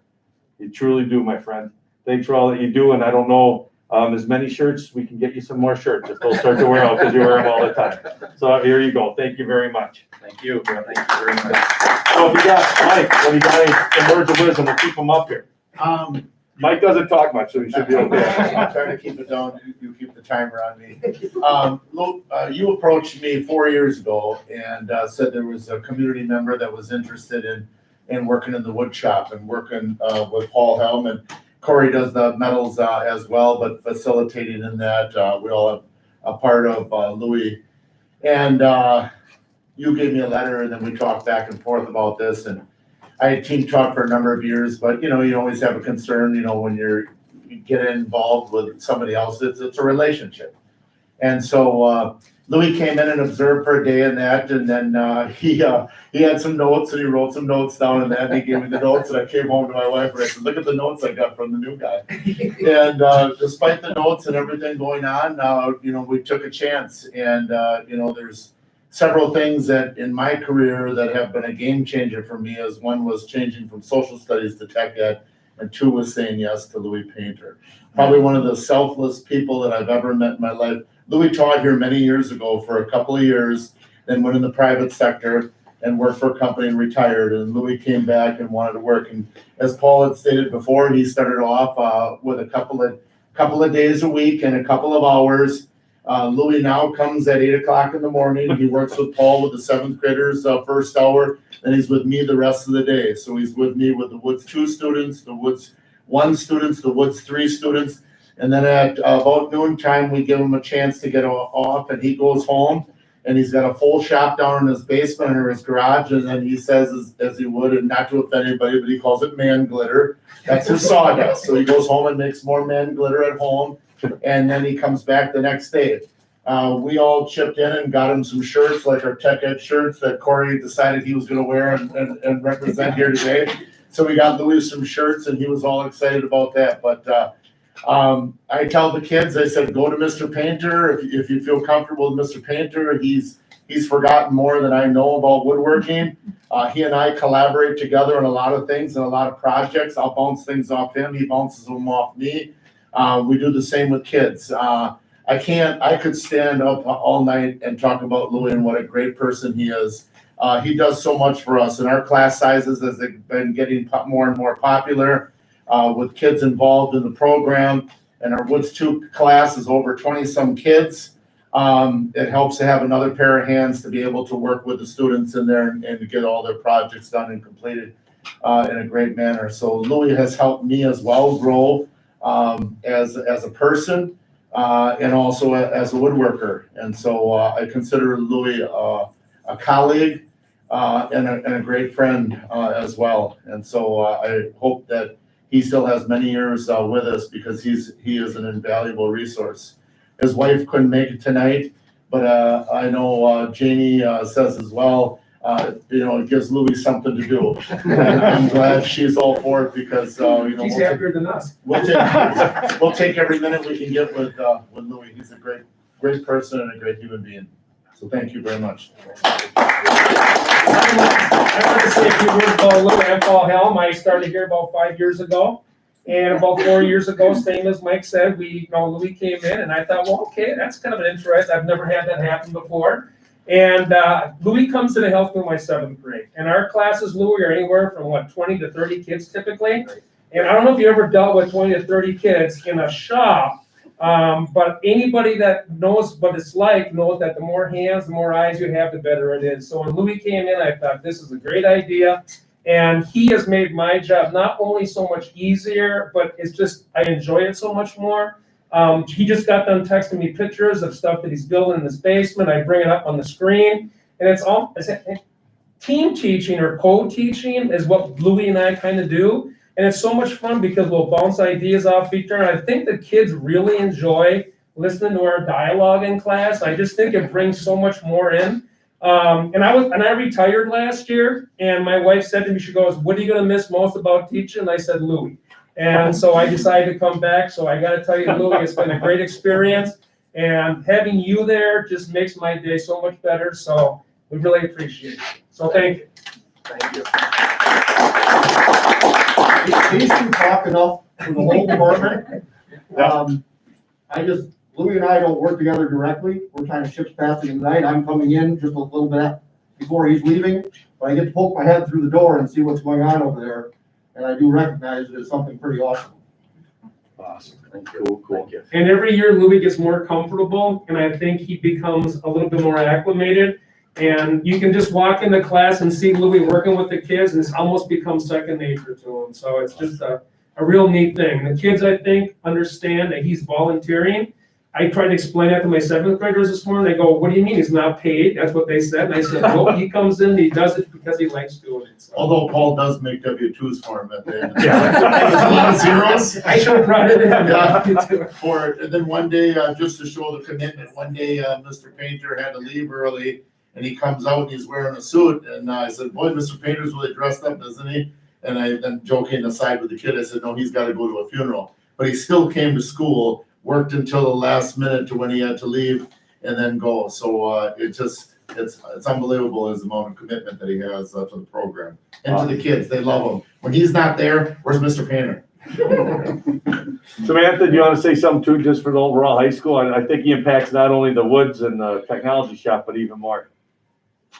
Yeah, we cannot say enough about Louis. He's just a great guy. Louis, sorry that I'm not there with you. Just thank you for supporting these 3 teachers. And when they are out, when we have a sub in the room, Louis, you are such a huge help. And the amount of kids that, when I walk into the room, exactly what the guys were saying. I mean, there's a lot of kids in these classes, and they have 2 adults working with our kids. And, that just availability to be able to go to either one to ask a question, they just really make a good team. And we cannot share how much we appreciate you, Louis. You're one of us. You're a great staff member. You're an Oriole. So thank you for all that you do for our kids and our staff and our school. Thank you. I appreciate that. Louis, I'd like to just add something quick too. I don't know, maybe, I'm trying to remember 12, 15 years ago, I won a mantle clock that you made for the Optimus pancake raffle. Okay. I believe, and it was just a beautiful piece. Thank you. And we had it on our mantle, and one day it was gone, and my wife said, well, Emily wanted it, so that's my oldest daughter. She took it, it's on her mantle in Green Bay, and I'm like, what? You gave away my clock? But she promised that it's still my clock. She's just taking care of it up there. In Green Bay. So it's a testament to your talents. Really nice. It's been a very rewarding period of time. When I approached Aaron at an Optimus meeting, and he said, well, you know Mike, and we'd met like once. Contacted Mike, it was kind of the end of the year, and he suggested, well, why don't we wait until the start of the next year? It's been a fun 4 years for sure. I thoroughly enjoy it. The kids are amazing. The thing that has surprised me the most is how nice the kids are. Never does a day go by that one of the kids doesn't say thank you for maybe the smallest thing. And I didn't expect that. So I have got a new appreciation for, 7th through high school. And when I talk to friends, what do you do? What are you doing now that you're retiring? First thing I talk about is the time I spend here. And I talk about it with a great deal of pride. So this means a lot. Thank you very much. Awesome. Thank you. That's a picture we'll put up. Excellent. Guys, thanks. And I want to also big shout out to you 4. Best tech ed construction welding program in the world. I am, not only do I know that when you go out and you see our different companies, our kids are sought after because of the work and the time that you guys put in. And just personally too, my kid's going to have a better life because he knows you 4 men. So thanks for all that you guys do for our kids. Really appreciate it.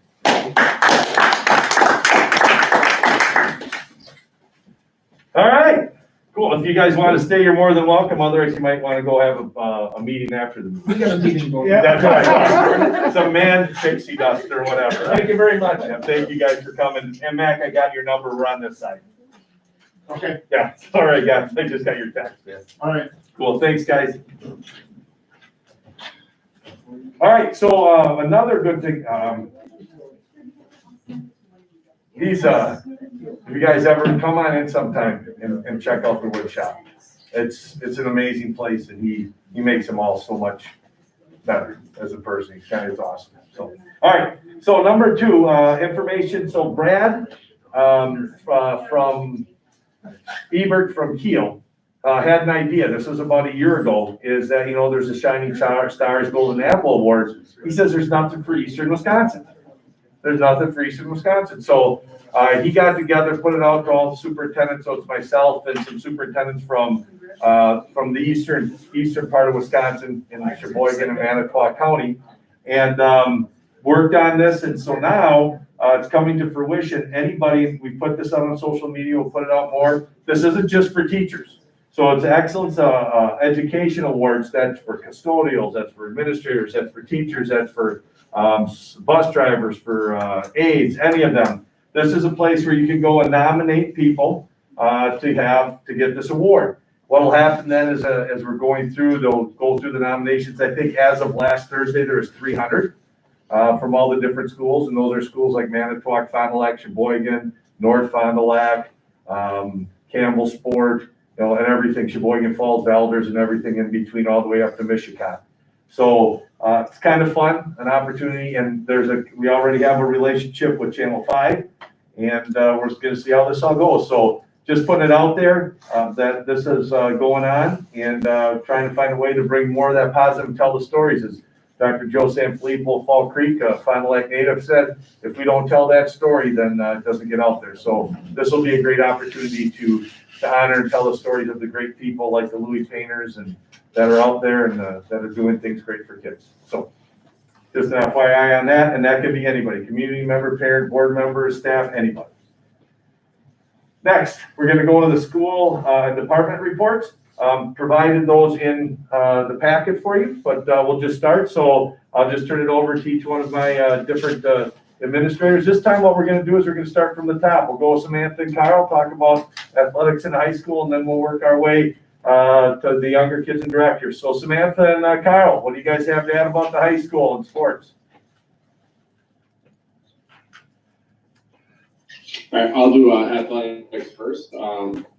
We are obviously in full swing with winter sports seasons. I believe powerlifting is wrapping up soon. We're making a push towards the playoffs. We have in basketball, we have a wrestler starting the wrestling coaches. We have some wrestlers that might make some noise in the state tournament, so that's exciting. And our new scoreboards at the high school have a scheduled install date of next Monday, so hopefully we'll have those up, and the old high school boards up in Bessie Allen, which will be better for events, both the JV2 events for the high school, but also Bessie events.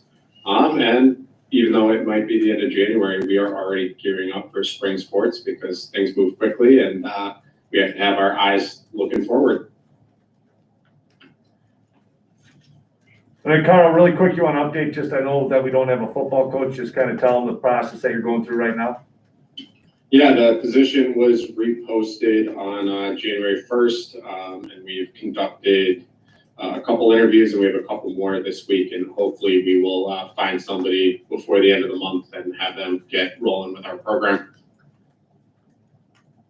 Any questions for Carl? And just so you know, the scoreboard's 100% paid, the $30,000 by 6 different community groups. So then they'll get installed soon. So thanks, Carl. Samantha. Hello, everyone. So the one thing that I'd like to just highlight right now, I can't believe that half of our year is complete. So right now we do have staff members just working on incompletes with students, whether they were gone on field trips or just didn't complete some work or you name it. So trying to go through that. But our scheduling process is beginning for next year, which is crazy to think about. But it is that time. So in your board packet, we shared with you, we're trying something new this year. The past few years, it's quite a production to create our new course description booklet. We do it on paper, it's a master, it's crazy. And the start of the year, we had talked about wanting to do something different. So of course, who would I ask? Kurt Wismer. So we met with Kurt and said, hey, can you help us? We want this to be a little bit more of a, live type of document, or what options, what can we do? And all the teachers and groups worked with us to submit their updates, and then Kurt put together just a fantastic site. So the link is in the board packet for you. And I don't know, Erin, even if you want to pull it up for a second. Got it up already, Sam. Oh, awesome. I can't see, sorry. But he just did a great job for us. I think it's going to be much easier for people to, they can pull it up on their phone, they can pull it up at home on their Chromebook.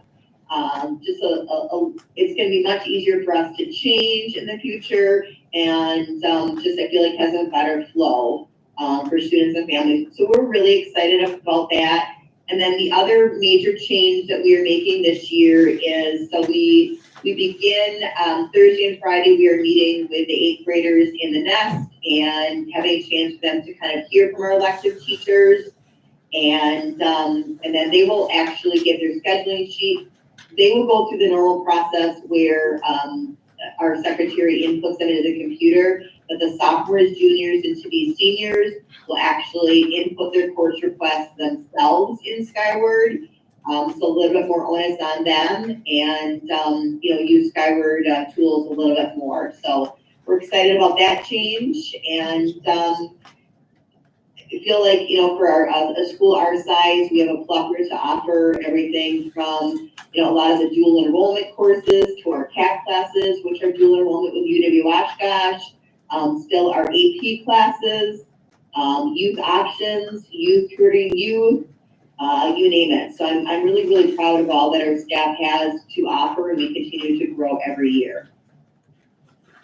Thanks. Just a couple other things. Oh, go ahead. No, that's it. Keep going. Yep, and then just, this is that time of year too, so we put out a letter to our families, updating them that March 8th, we will use the first window for the ACT, and so just our juniors will be in the building that morning until 1-ish, and sometimes we have some of our ELL and our special ed students there a bit longer, but it's a kind of a draining day for them because of that being a time test. They are taking that on paper still this year. And so we put in, I've worked with all the special ed staff and counselors to put all in our 504 and our ELL and accommodations for special ed students. And then we'll divide up into rooms, which will have approximately 10 or less students, and provide the best environment possible for them March 8th to take that assessment.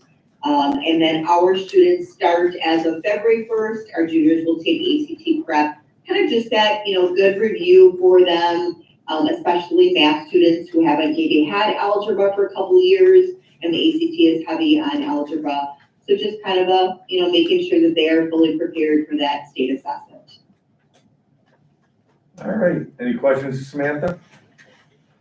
I have just one, either you, Aaron, or Samantha. I could only get to the second page of the course handbook, and I'm wondering if I could have a new link sent. I don't know if I was trying on my iPad, but I might be able to do it on the PC, but if you could just send another link, I'd appreciate it. Yeah, absolutely.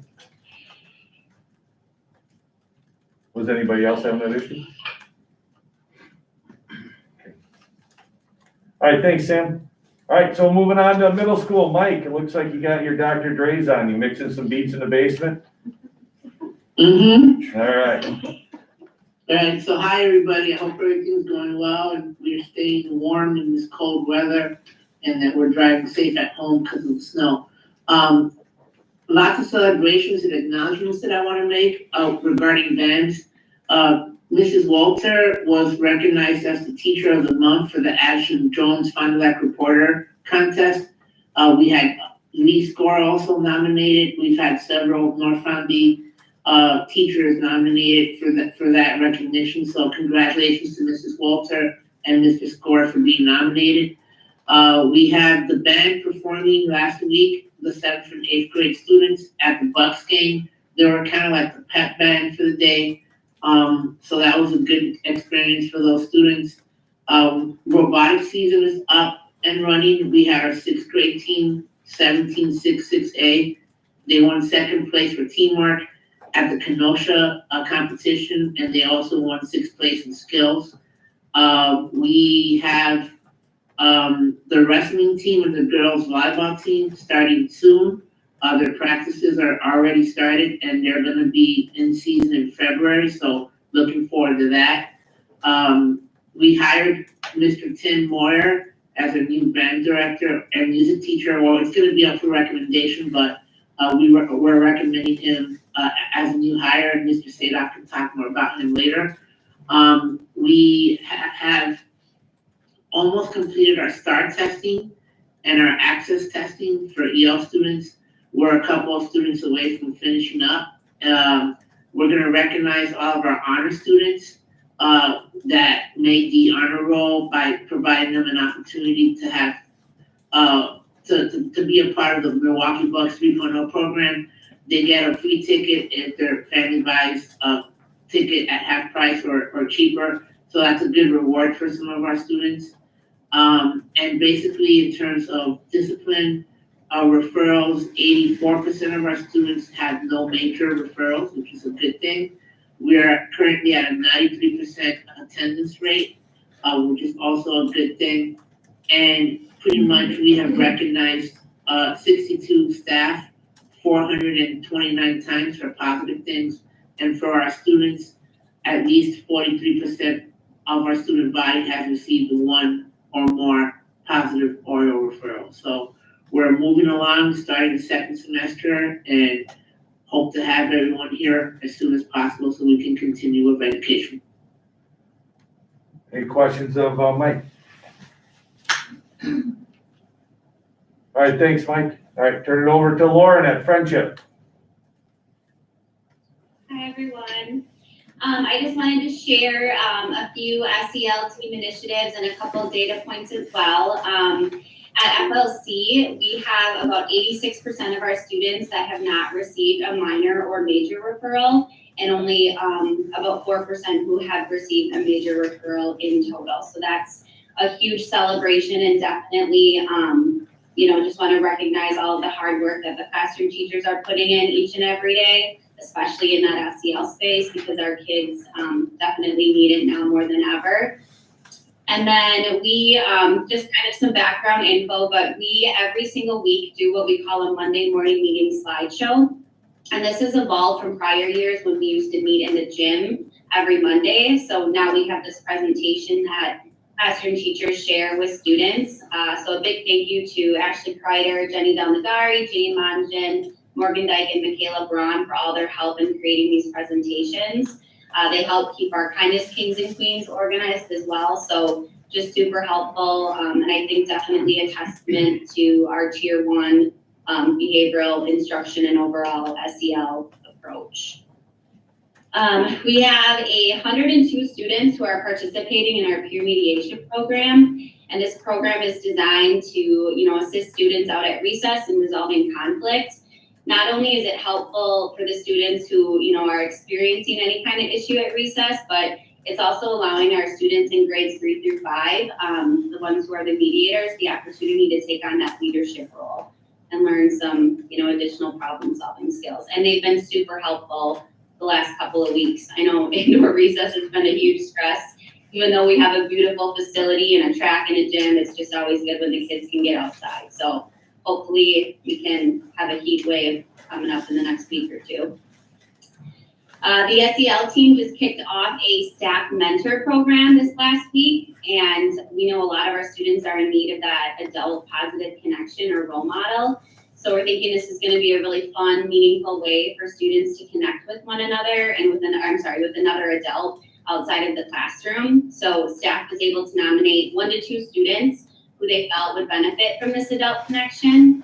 And I know people like Aaron and other members of district office are going to take part in this as well. So it's really neat to see just that collective approach that our building and all of our roles really, take on to do great things for our kids. And then the last thing, E3 enrollment is now at 147 students, and just again, doors are still open for any families or students who might be interested. This last week, we submitted the application for the 21st Century Learning Community Grant. For those that might not know, it's a federal grant that funds before and after school programs, and that's our E3 Academy. And we've been fortunate enough, to be a recipient of the grant for the last 7 years. And we're hoping that our good fortune continues and we're selected for another 5-year grant cycle. So hopefully we'll find out more in the months to come. Thank you, Lauren. Anybody have any questions? Lauren? All right, we'll turn it over to Tiffany at Trefford Way. Hi, just a couple updates from Trefford Way. One of our requirements with our grant is that we have to submit a report to the Wisconsin DPI 2 times a year. So that's something I've been busy working on. It is due next Monday. And part of the data that we use for that will be our STAR assessment, a functional communication rubric that our teachers complete on all of our students. And then we take information from parent surveys that we send out and then community surveys from outreach events. And one of our outreach events that we have been having recently, we held an informational meeting for our upcoming enrollment on January 11th and had About 8 families attend, which was pretty good. And then we have another one coming up next Monday at 7 p.m. It's in person and virtual for families to come learn more about our current setting and then also to learn more about the high school grant that we are currently applying for. And then on the enrollment note, our enrollment will be open February 7th through February 18th. And the link for that application will be posted on the Treffert Way website on February 7th. And then if we need to hold a lottery, that will take place on March 2nd. And then that's a live lottery that families can join in and watch as well. Other things happening at Treffert Way, lots of projects happening. Ms. Tara's class is working on the census. Ms. L's class is doing rocks and minerals. Mrs. Martin's class is working on the United States. And then Mr. Williams has been working on cell functions and microscopes. And then we'll have an upcoming spring gallery in May where all of our students are going to be doing a career fair. So we'll be reaching out for mentors in the community to pair up our students for interviews and getting to know more about careers they're interested in. And then the last thing I have is that our Treffert Way board did approve our 22-23 calendar for next school year at our board meeting tonight. All right, thanks, Tiffany. Anybody have any questions for Tiffany? All right, thank you. And now we'll go down to the directors. We'll go with Chris and Judy. What do you guys have to report? Well, good evening, everybody. I first want to start off and just express my appreciation for the special education staff, how they've really worked as a team. We still have IEP meetings going on. We still have evaluations, all of those things that are part of our work in the midst of a staffing shortage. They've been subbing for other teachers and just really appreciate how they all pinch hit. Judy has done a great job of subbing for aides, teachers, so thank you, Judy, for all you're doing. So it's just been a team effort, so I'm just very proud of all of them across the board. Happy to let you know that our 4K classes are back in person. We had a staffing shortage. That's just the way it was, so we're all back this week, so that's a good thing. We have our LFI open houses coming up in March, so looking forward to that. And then I just thought I would share with you, I had a WCAS board meeting on Friday, and one of our topics. Would you tell them what WCAS stands for? Yes, that's the Wisconsin Council of Administrators of Special Services. So these are directors from across the state, and we met with DPI. And one of the topics we discussed was staffing shortages for special education. And there were some good ideas that were coming from that. This has been a problem for 40 years. We know we're not going to solve it overnight. But some of the things we talked about, we're looking at licensure. If we can be a little more creative, maybe add some licenses such as EL. That's a difficult area to license. So looking at some of those dual licensures. We also talked about, looking at my notes here. We talked about shortening IEPs, which my staff would love, because there's so much paperwork in special ed. That's really 50% of the job. And we go to a lot of meetings, we write a lot of IEPs, so looking at maybe shortening those documents and getting to the meat and potatoes of helping students so that they can spend more time in person with their kids. So I'll keep you updated on that, but those are the highlights. Do you have any questions for me or Judy? Is there anything that you wanted to add from the FLC world? No, I think we covered everything. All right, well, thank you, Chris and Judy. We'll move on to Adam. I know that you had some ESSER conversations, but you want to fill us in a little bit more on in your world? Yeah, so, and some things were mentioned, but just for the board to be aware of, this mid-year point, we have a lot of our assessments locally going on. So we have assessments, our benchmark assessments in the fall, and then we typically do those same assessments in the winter to look for progress and to see where we need to move instruction from that winter to the end of the year, and also to evaluate our programs. We've kind of talked about that intervention piece before. So, hey, is that interventionist support, is that working or not? So that's one measure we can look at amongst other smaller measures within that time frame. So, so that's going on K through 8 across the district. And then we have our state assessments that were mentioned a little bit. We are in the middle of our access testing for our EL students. And we'll have our board exam testing for 3rd through 8th graders coming up in March. So we'll start to prep for that very soon and get teachers ready for that assessment. And then, like Samantha mentioned, ACT is coming in March too, and then ACT Aspire as well. So kind of that testing season is definitely picking up.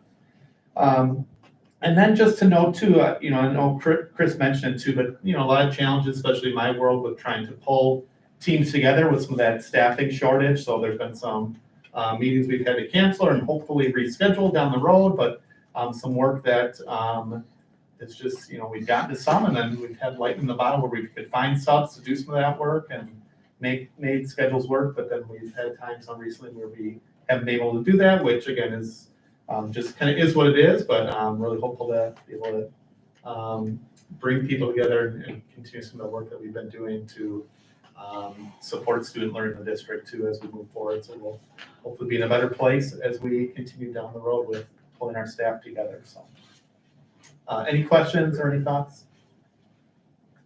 Thanks again for the work on and Maria and Chris and Dave for on the ESSER stuff. All right.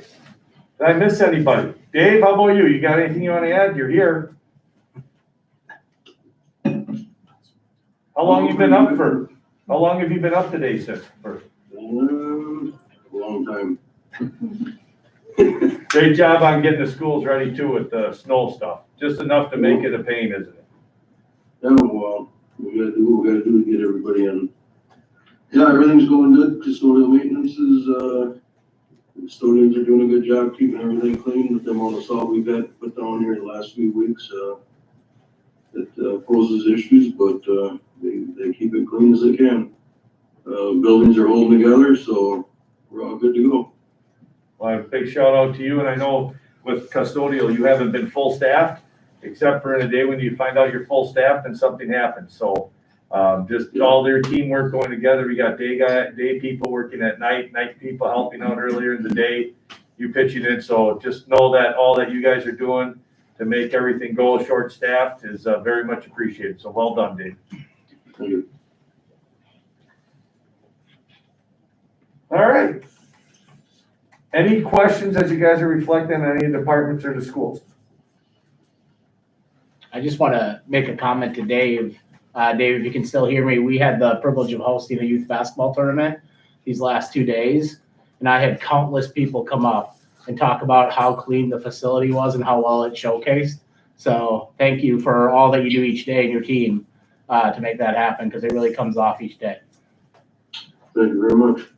Welcome. Awesome, thanks. All right, so we didn't have Maria say anything yet because we're saving her for the next one.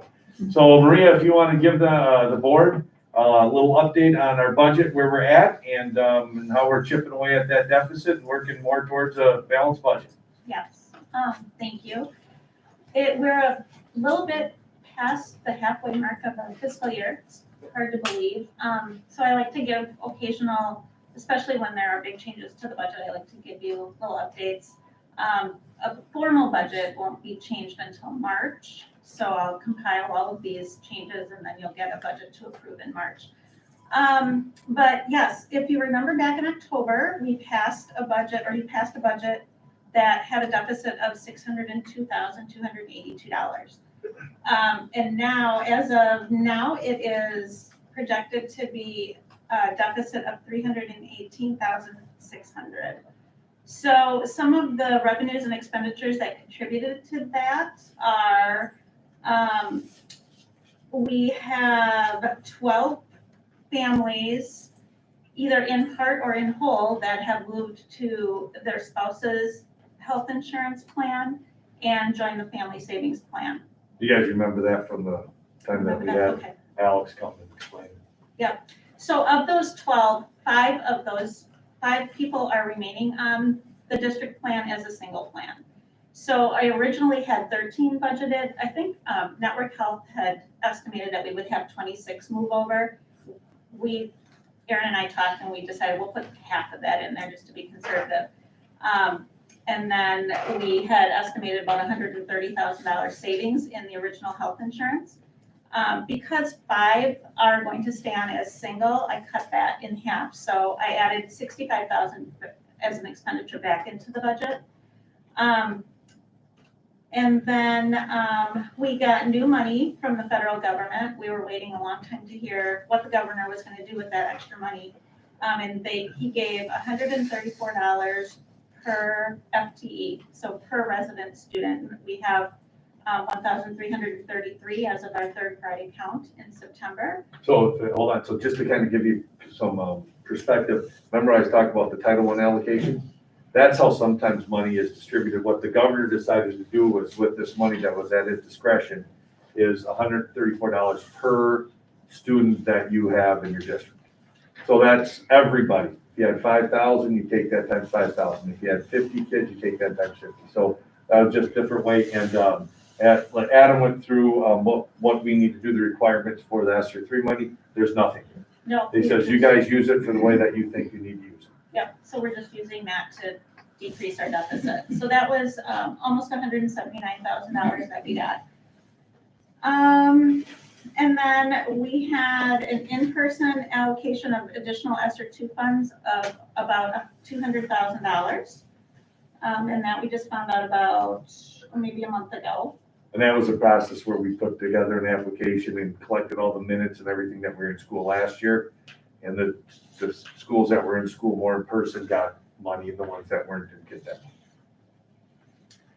And then finally, electricity and our deductible HRA are trending higher than what I budgeted. Electricity is actually trending quite a bit higher. So I'm watching those two items, or those two buckets, and I added $30,000 to the budget for that.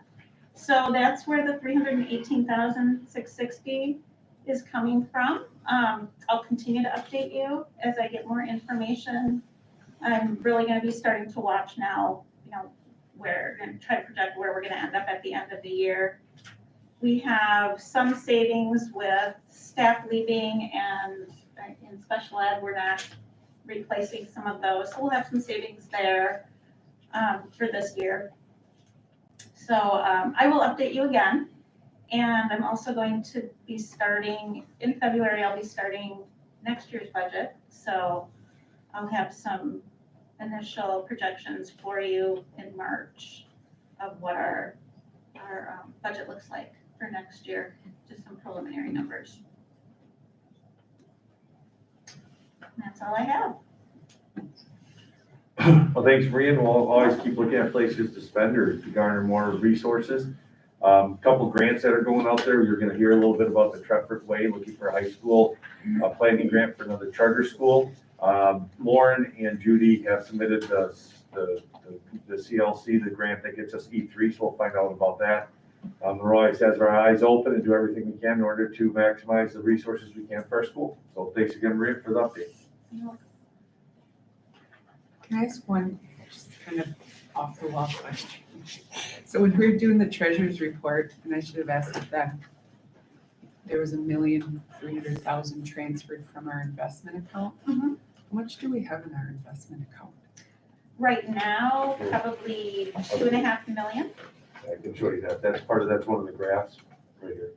It's called financials here. Well, we have what we use as our general checking account, which is in and out, and we have our investment account. So the numbers that you get are from our general checking account. And normally we've been transferring more, but more revenue came in, we got tax money, and we got some of our equalization aid.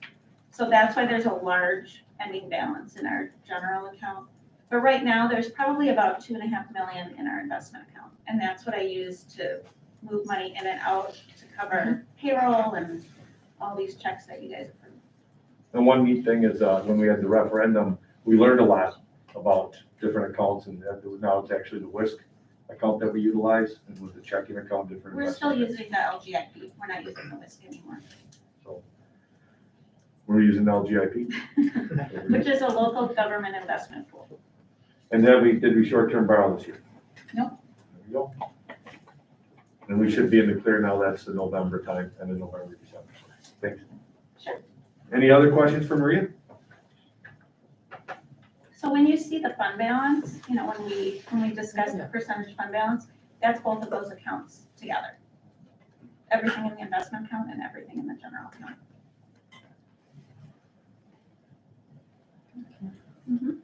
All right. Next, report from WASB Convention and Delegate Assembly. I went down for 2 days. Terry went down for 1 day. I'll just really quick, I went to one breakout session on compensation models, and we're working on an educator one and learned some things there, pretty interesting. And then also in the afternoon, it was a referendum, which was kind of a recap of looking at the different supports from school perceptions to the group that we look to see what our facility needs are, kind of a recap of what we've done before. And as I'll talk in number 7 coming up, one of the main things that I see with our projected enrollment and our students coming up more and more at the middle and high school. Our high school is built for 460 kids, and we have close to 470. So we're going to have to look at some additions. So, and that's a process of getting group together, talking about it. It's not going to be as in depth as our last project, but there's a lot of talking, discussing, and finding out what the community wants, what the board wants from looking at investing a little more in our middle and high school as we see this rise in enrollment. And then also throwing out there a possible of looking at a operational referendum. As we had said earlier, the budget, we are a growing district, and that's a good thing, but that also means revenue lags. And when we also start looking at being competitive with teachers and staff, being able to run our district, we're looking, things get tighter and tighter all the time. So that's also something that we'll be kind of exploring. So that was something that I went to and learned a little bit more, and there'll be more to come on that. So I'll turn it over to Terry. How about you? How did you enjoy the first taste of Wisconsin school So I boards? was fortunate enough to attend on Wednesday, the first day of the convention. I went to 3 breakout sessions and also went to the keynote speaker address. The first breakout was about the Neenah School District. The superintendent, Mary Pfeiffer, was there presenting along with the school board president and a school board member. And they talked about prior to 2008, when they had a long-standing superintendent there, things were pretty stale. Their budgets fell, and they had a 1-year school superintendent in 2008, and then that person resigned. So then Mary came aboard, and it's called the chaos to calm story. Their budget was in shambles. They needed referendums for new buildings, and they invested in the past. And the past was not enough for the future. They've since turned things around, and Mary was voted the superintendent of the year this year. And they consistently have students that rank high in achievement and test scores. The second one was a keynote speaker that I went to see. It was Robbie Utsenig. I don't know if I'm saying that right. He was actually a member of the musical group Hanson.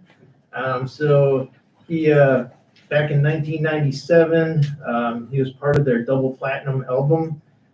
Prior to that, when he was in high school, he didn't know what he wanted. He came from a long line of educators. His family all went to like Columbia and Yale, but he decided in his junior and senior year that that's not what he wanted to do. So he set up a recording studio in his basement, then got to be a musician, formed the group Hanson, but now he speaks around the world. Wrote a book called Pivot, which relates to empowering students to succeed in an unpredictable future. He's a musician. He's a former pilot. And I say former is because he had something medically challenging for him where he cannot be a pilot anymore. He does speak at aviation clinics around the world.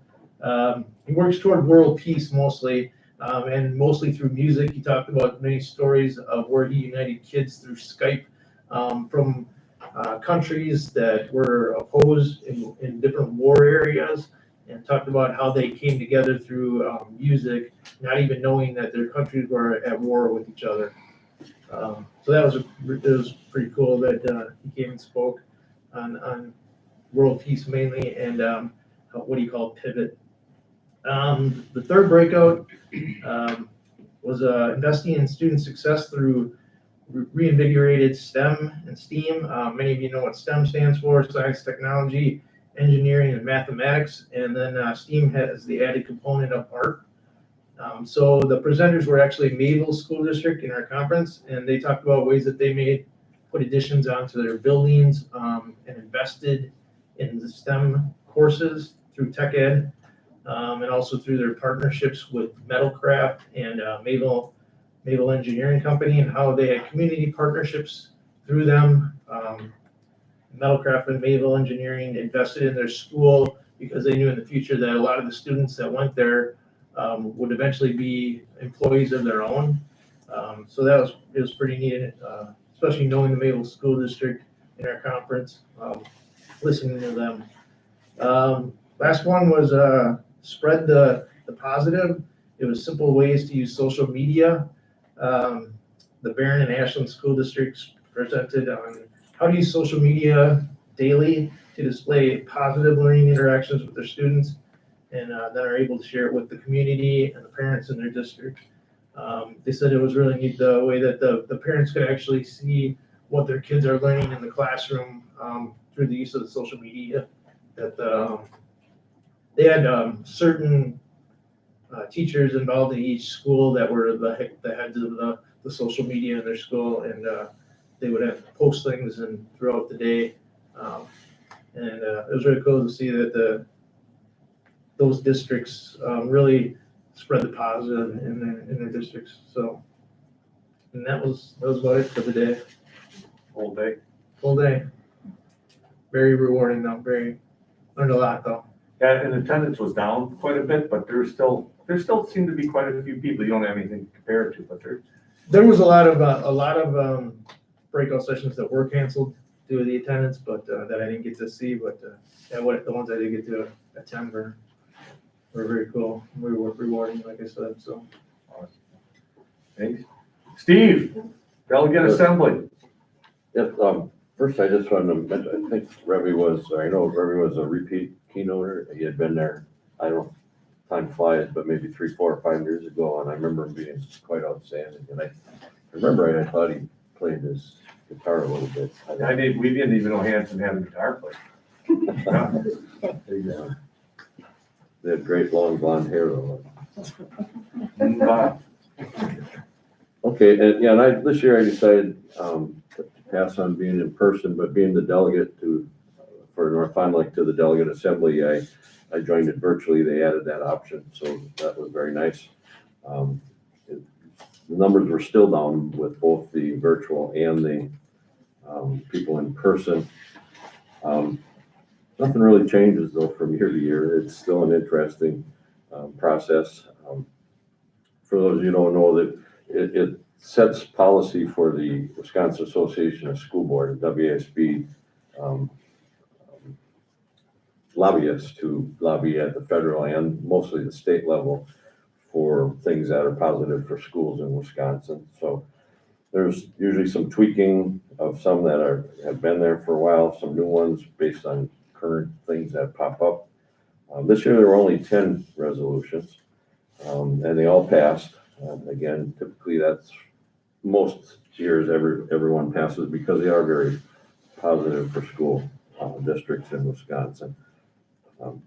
There was several with some wording amendments that some delegates got kind of excited about, but nothing too serious and nothing that changed any of the, and I think you all got a copy of the resolutions, right? So, yeah, so they all passed. One that went on quite a while, there was a couple, Wisconsin and I think pretty much every state's school board associations are members of the National School Board Association. And perhaps you heard or whatever, but there was a little dust up earlier this year, must have been late last year, when the National School Board Association took it upon themselves to write a letter to the president with some very valid but kind of overdone concerns about how school board members across the nation were being threatened because of things like mask policies and virtual schooling and things like that. I read that, and like I said, it was 4 pages long, and I think it was a little heavy-handed about, calling out for the FBI and whatever else, Homeland Security all getting involved in it, when it's really, for the most part, a local issue. And if anything would get to that local districts and their police departments locally can handle if they have to. So because of that, some of the policies include requirements for the WSB to be in the National School Board Association. So there were some technical language changes, taking that out for now. I think we suspended our membership in the National School Board Association. We didn't withdraw totally, but there's, I want to say 30 some states who did the same thing. And then there was a resolution to still have a national presence. So whether it's that organization or others that work for positive education things. And then I understand since then, there's a coalition of state associations that have tried to start or are trying to start a new one now, like CCSSA or something. I don't remember the acronym, but so we'll see how that goes. The board of directors doesn't want to remove from any type of national contacts because they're very valuable, especially at the federal level. But to just kind of tell the NSBA to get their act together. Let's see, there not too much in the highlights. Funding, there's several that deal with funding increases. There are every year, asking for lobbyists to keep lobbying the legislature for more money for different programs. There was one of them, one was advanced learning, which is kind of I think if I understand it correctly, a new term for the old gifted and talented thing. A lot of discussion from different districts about what they do, and I believe one of the attorneys for the School Board Association mentioned that there's only 13 people in Wisconsin are actually licensed as gifted and talented educators. I believe that's what they said. And then, the concept being in the classroom, we should be teaching every kid from gifted and talented advanced to the special ed kids and adapting and taking care of that. But there's the one you can read in there about getting more funding for that. So I think, and then one of the funding increases were help for districts that want to expand their mental health services. The 425 districts, they're all over the board as to how much they can afford or how much they've done. I think what we're doing is probably near the top of what districts our size, if not at the top, are doing, and so we're doing well on that. But otherwise, it went well. There's always something I think I complain every year that gets a bit annoying, and I thought that wasn't going to really happen this year, but the feed went out for the virtual people pretty much every time there was a vote, and the technical people were putting chat things in there saying, we're working on it, we're working with the Wisconsin Center to get this working. And then they'd all pause, and when they'd come back on, we'd go ahead and continue there. So anyway, always a rewarding thing for me every year. So. Excellent. Well, and I look forward to next year's board convention being back and strong and everybody going and rocking. So, but thank you, Steve. Thanks, Terry. Anybody have any questions about the convention? Interesting about that secondary group possibly that could become a national school board. And for all national school board members here, you still can, the WSP says still use them as a resource. It's just Wisconsin taking a stand and be like, the letter that was written by them didn't represent how everybody felt to that level. So and I think that, as Steve said, is very heavy-handed. I think that was a very good decision. And it's kind of interesting to know that now there might be a break-off or a new one. Who knows? And one of the C's in that group, the acronym is a coalition of states or organizations. But, to be fair, they realized what they did, and they apologized. They apologized to the president, and they apologized to all the state organizations, but, you know, like a lot of the damage was done. And so they're asking for patience and that everybody let them, you know, grow from their mistakes. So. Hard to put the toothpaste back in the tube though, right? Yeah. Yep. All right, well, thank you. Next one, educational notice, Act 55 every year. State statute, this is posted. What this is to tell everybody where you can find our report cards and what your options are. If you don't want to have public schools, what other options do you have opportunity for? That's here. One of the things that was added was youth apprenticeships, which is pretty amazing. I mean, that's knowing that my son's going to get into that. It's amazing how youth apprenticeships can get kids into the workplace and rocking and rolling. So that's a great option. So yeah, so that's what that is. Nothing really changes on that. And then referendum, I talked about that briefly. I guess I've mentioned this a few times. We know that there's a capital need. What I'm going to do is I'm going to start putting together, I already talked to school perceptions, I think getting a survey and information out about, you know, what's going on and getting the facilities committee going again. You'll have more tangible action plan in February when all this will happen, and really look at, you know, we don't have to go as in depth with a study of what our needs are, because we did that a while back. And we know that our needs really, Friendship, there isn't really any needs here. Our needs are at Bessie Allen and Horace Mann, and mostly just expanding.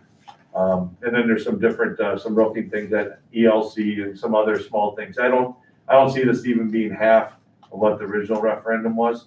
And the way that we've been doing financially, and the way that our strategy and how we've been saving money. So we've also been saving money like a family would into our referendum debt, so that we have different access, and so that it can be a very cost-effective option possibly. So we'll get all that information out to go on. And then the other one is an operational referendum. You know, it's just as we move forward and we look at a lot of their teachers, staffing, also, you know, look at the cost of doing everything. We know inflation is hitting, it's not going to stop.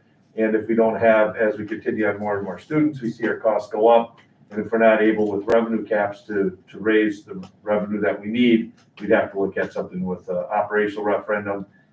So more information on that. And really what it'll come down to is we'll get some things going, get some plan, get a community together, talk about things, and then find out what this community wants for the School District North Fond du Lac moving forward. The last time that we went, the community said almost 70%, let's build this beautiful place. And we've seen what that has done for our district and for our kids. And I think from an equity standpoint, every single kid that goes to this, lives in the school district, gets this beautiful facility and everything that goes in it. And at Horace Mann, Bessie and Allen are also very good. They're a little older, but we definitely now, with our expansion of students, and Baird did, one of our financial advisors did a projection, and they have us at about 1,670 students by 2006, 2007. So the Friendship can handle that, but it's a high school. In the middle school, we need some more space because they're busting at the seams right now. So any questions on that? And you can see on there the timeline. I have shared with the board a little bit more earlier. I want this out there, so as we start talking about it, put out a call for people to be on the facilities committee, that you know, see kind of what's going on and see what we can do for our schools. Keep going in legacies. All right, so at that time then, future board agenda items. Remember, our next board meeting, I believe it's the 28th. It's towards the end of February, 5 o'clock. We have the board workshop with Ted Knightsky. I'm going to also invite all of the people that are running for the office for school board. It won't be interactive with the people running. It will be the ones that are on the board. But we're going to keep going down the same processes of board relations, what high performing boards do, and work with Ted from CESA 6, who works with numerous boards across the state. So that's coming up. Remember, that's at 5 o'clock before our normal board meeting coming up. So, and then also remember that we have the election coming, the primaries on Tuesday, February 15th. We know that some people have already come in and done their video. We're going to be editing those together. Everybody has an opportunity to do that and time to get that done. Know that there's been on some online things. I know that there was three people running for board that did a Facebook Live last Tuesday. I know that there's been, Facebook. I know Terry set up a Facebook, has one now.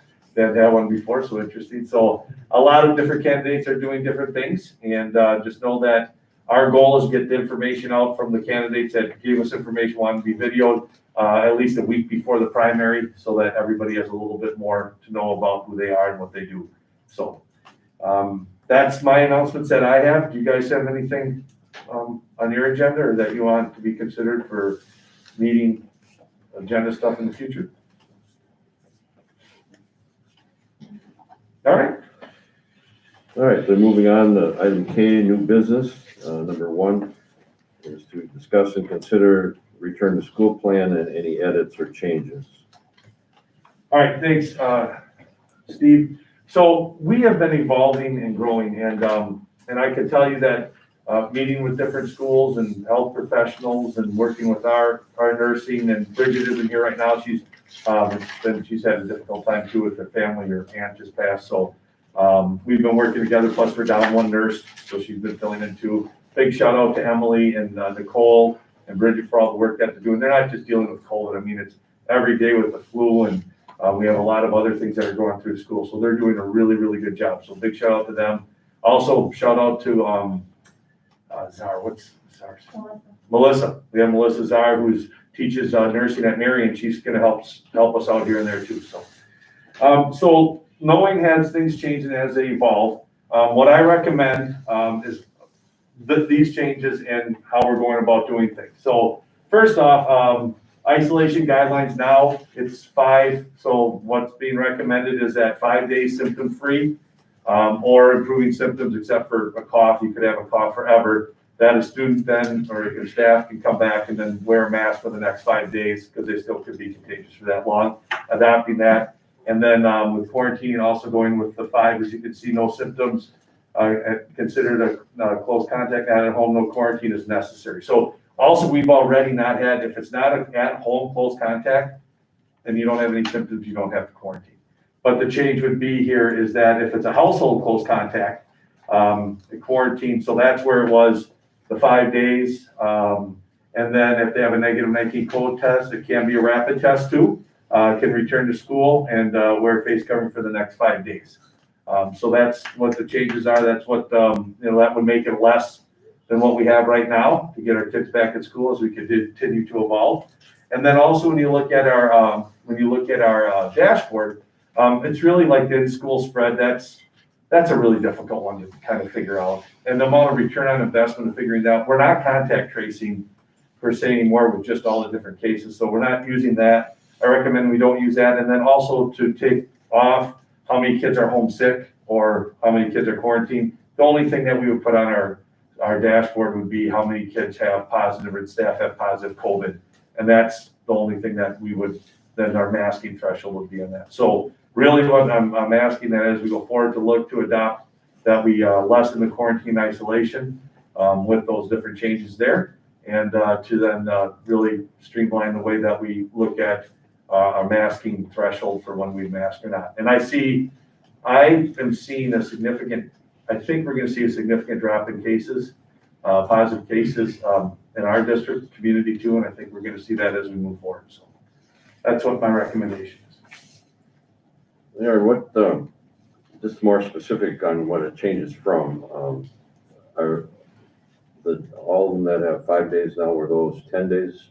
Yes. Before our current? Yes. Currently are, or you did adjust kind of on the fly a week or so? We didn't then at that time, so we were just waiting for this because the board had passed those things, and we're also told the CDC came out with new guidelines.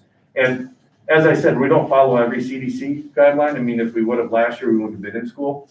So what we're seeing from the medical health profession is a lot like we see from, I think, legal, is what is a gold standard. It's like if your doctor says, hey, Aaron, you need to lose weight and you need to exercise more. Well, that's what I should be doing. I don't do it all the time, but I have to look at my life, what's going on. And that's what we're trying to do, is trying to make that balance.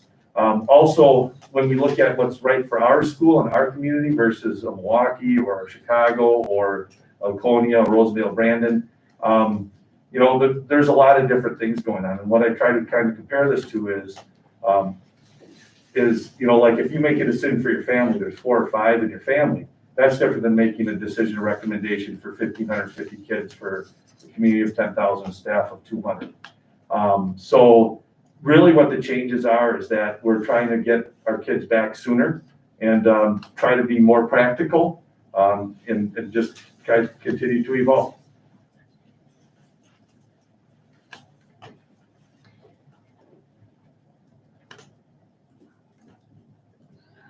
So, of course, everybody knows where I stand because I'm the only one up here without a mask on, which I find interesting because I know that,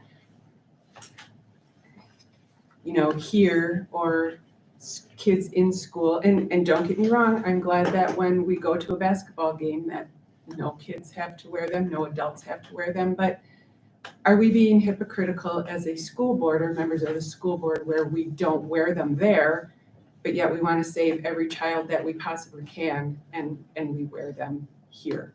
So I think we're being hypocritical with that. I'm so glad that we're moving towards decreasing all of this. We know if, you know, I think everybody has seen in the news that the CDC has changed and now they're back to, well, cloth face masks really don't work. It has to be N95s, which I'm not even going to get into that. We are seeing even here in our district that things start to go up. We wear masks. They keep going up.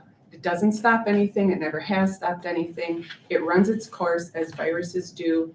We have this bell curve. Here comes the face masks. It goes up and now all of a sudden it's down and we say, yay, thank goodness we have been wearing face masks, because what would have happened if we wouldn't have, when that is a ridiculous statement and the use of face masks doesn't really matter. So, okay, I get it. I know where you all are at. I'm not understanding, again, the number we're going by. What is the metric in this?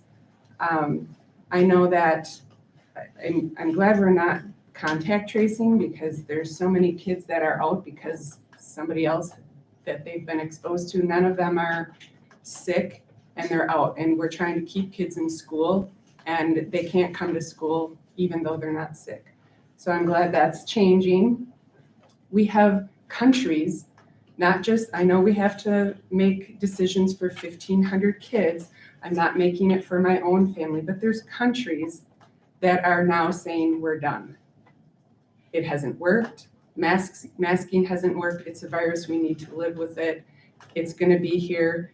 Omicron is very, what I want to say, it spreads very quickly. It's not a strong COVID, right? It's not killing people. As I said before, let's be proactive with what we're doing, because we know that COVID kills obese people and diabetes and heart disease. And so people that have, what did the CDC director say, 4 or 5 comorbidities. It does, as a rule, statistically does not kill children. And we're masking our kids. Here are all of the studies that I Googled. Every single one of them says masks do not work. There's not a significant statistical difference between people that wear them, people that don't wear them, all of these. And I find this interesting on the last one, that face masks not only don't stop viruses, but they collect bacteria and make our kids sick with respiratory illnesses. So they're coughing all the time. And now we're having them stay out, and you know, it's just round and round and round and round. And I know we're getting there. And for whatever reason you think we need to step this as we go, I'm not sure why. But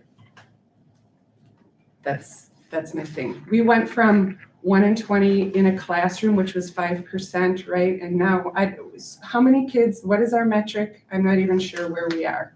What are we doing with this? 20 total students. 20 total students, which is less than 0.5% of our population.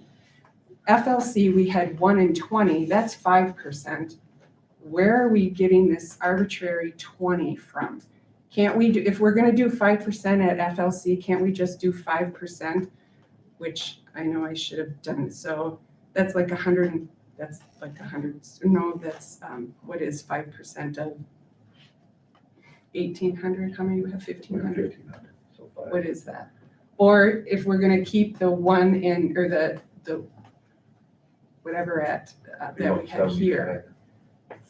So I get it, I understand what you're doing, I'm happy that it's going in that direction, of course, but 0.5% of our population is, come on. I would just, what I would say, just a couple things. The hypocritical part, I go out in the community, I don't have a mask on all the time. People can call that whatever it is. But when we have a classroom, we can't do physical distancing, when I see the staff shortages, anything that we could possibly do to keep our kids in school.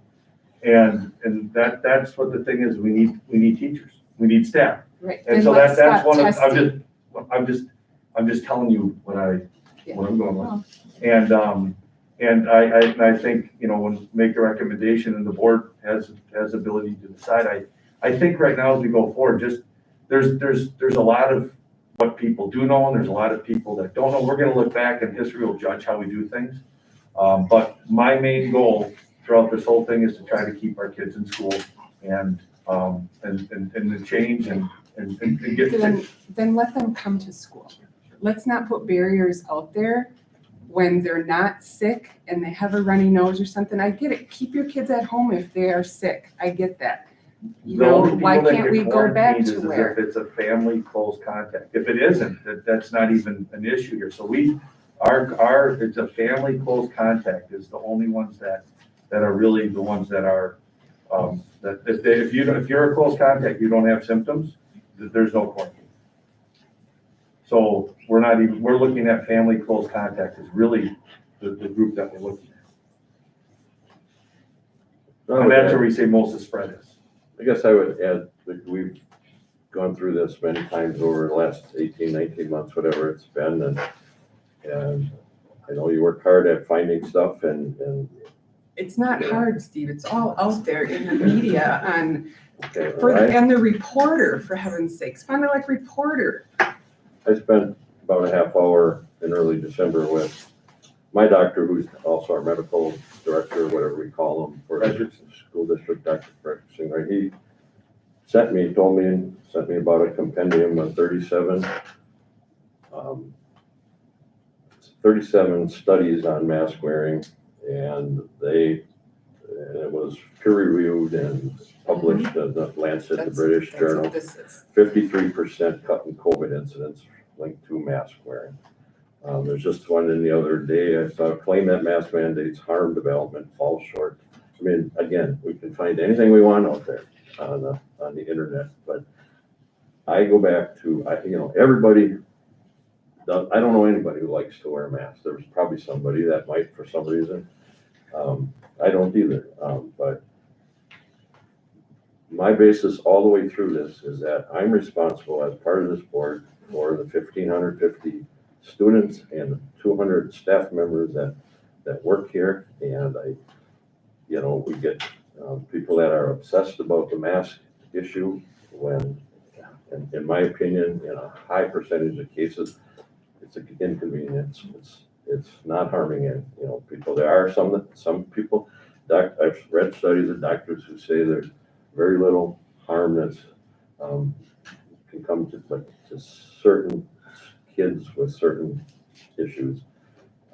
Masks aren't good, but I think if we could all relax on this, get through the process, wait until we see that everything's going away, and that Omicron is starting to deteriorate itself, and further variants hopefully will be less and less, and we can get to a point where it's like the flu. And I read something yesterday about Merck doing work on a joint vaccine where we get the flu shot and the COVID shot each fall. Great. Things like that, which, most of the people I think believe that vaccines are okay in the situations that they're used for. There's others who don't believe that at all, and I respect that. That's their opinion. But And again, I don't want to rehash the whole argument again, but I think this is another step forward that I think people can live with. Hopefully this will go a couple of weeks and we get back to mask optional and continue to move, forward to the end of the school year without any new variant come along or some more dangerous type of variant. So We talk anyway, about social emotional learning all the time. I'm sick of talking about these masks too, and if we would give our parents the option, because I can tell you, and I know that all of you have jumped on me. Have you sat outside when we've had optional masking and to see how many kids actually walk into school with a mask? not many, I know that. Not many. So when people have said that, you support the silent majority, I don't see that here. And I don't want to, I'm so sick of talking about all of this. You can't even imagine how sick I am about talking about this. And if we would have just gave our parents the option, our families the option to make that decision for their families, we wouldn't be talking about this every single time. So, okay. That's all I have. So do you need a motion? You want this, approve the changes? Yes, that's the board. All right, I'll entertain that motion to consider the changes to the return to school plan as presented. And just to make that clear, so it is 20 kids That's what we have right now. and 5 days of quarantine. It's all listed on the website. I had put under review for the close contact or the school spread, and then also the,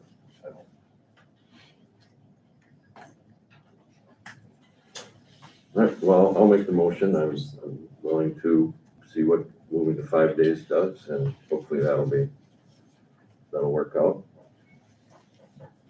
Is there a second?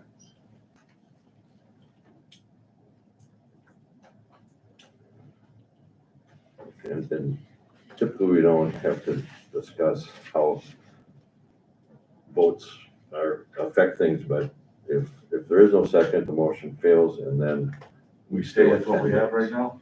So, and I'm not saying you guys don't understand that, but maybe new board members, so, if the motion is approved, we move to the changes of the 5 days and et cetera, et cetera.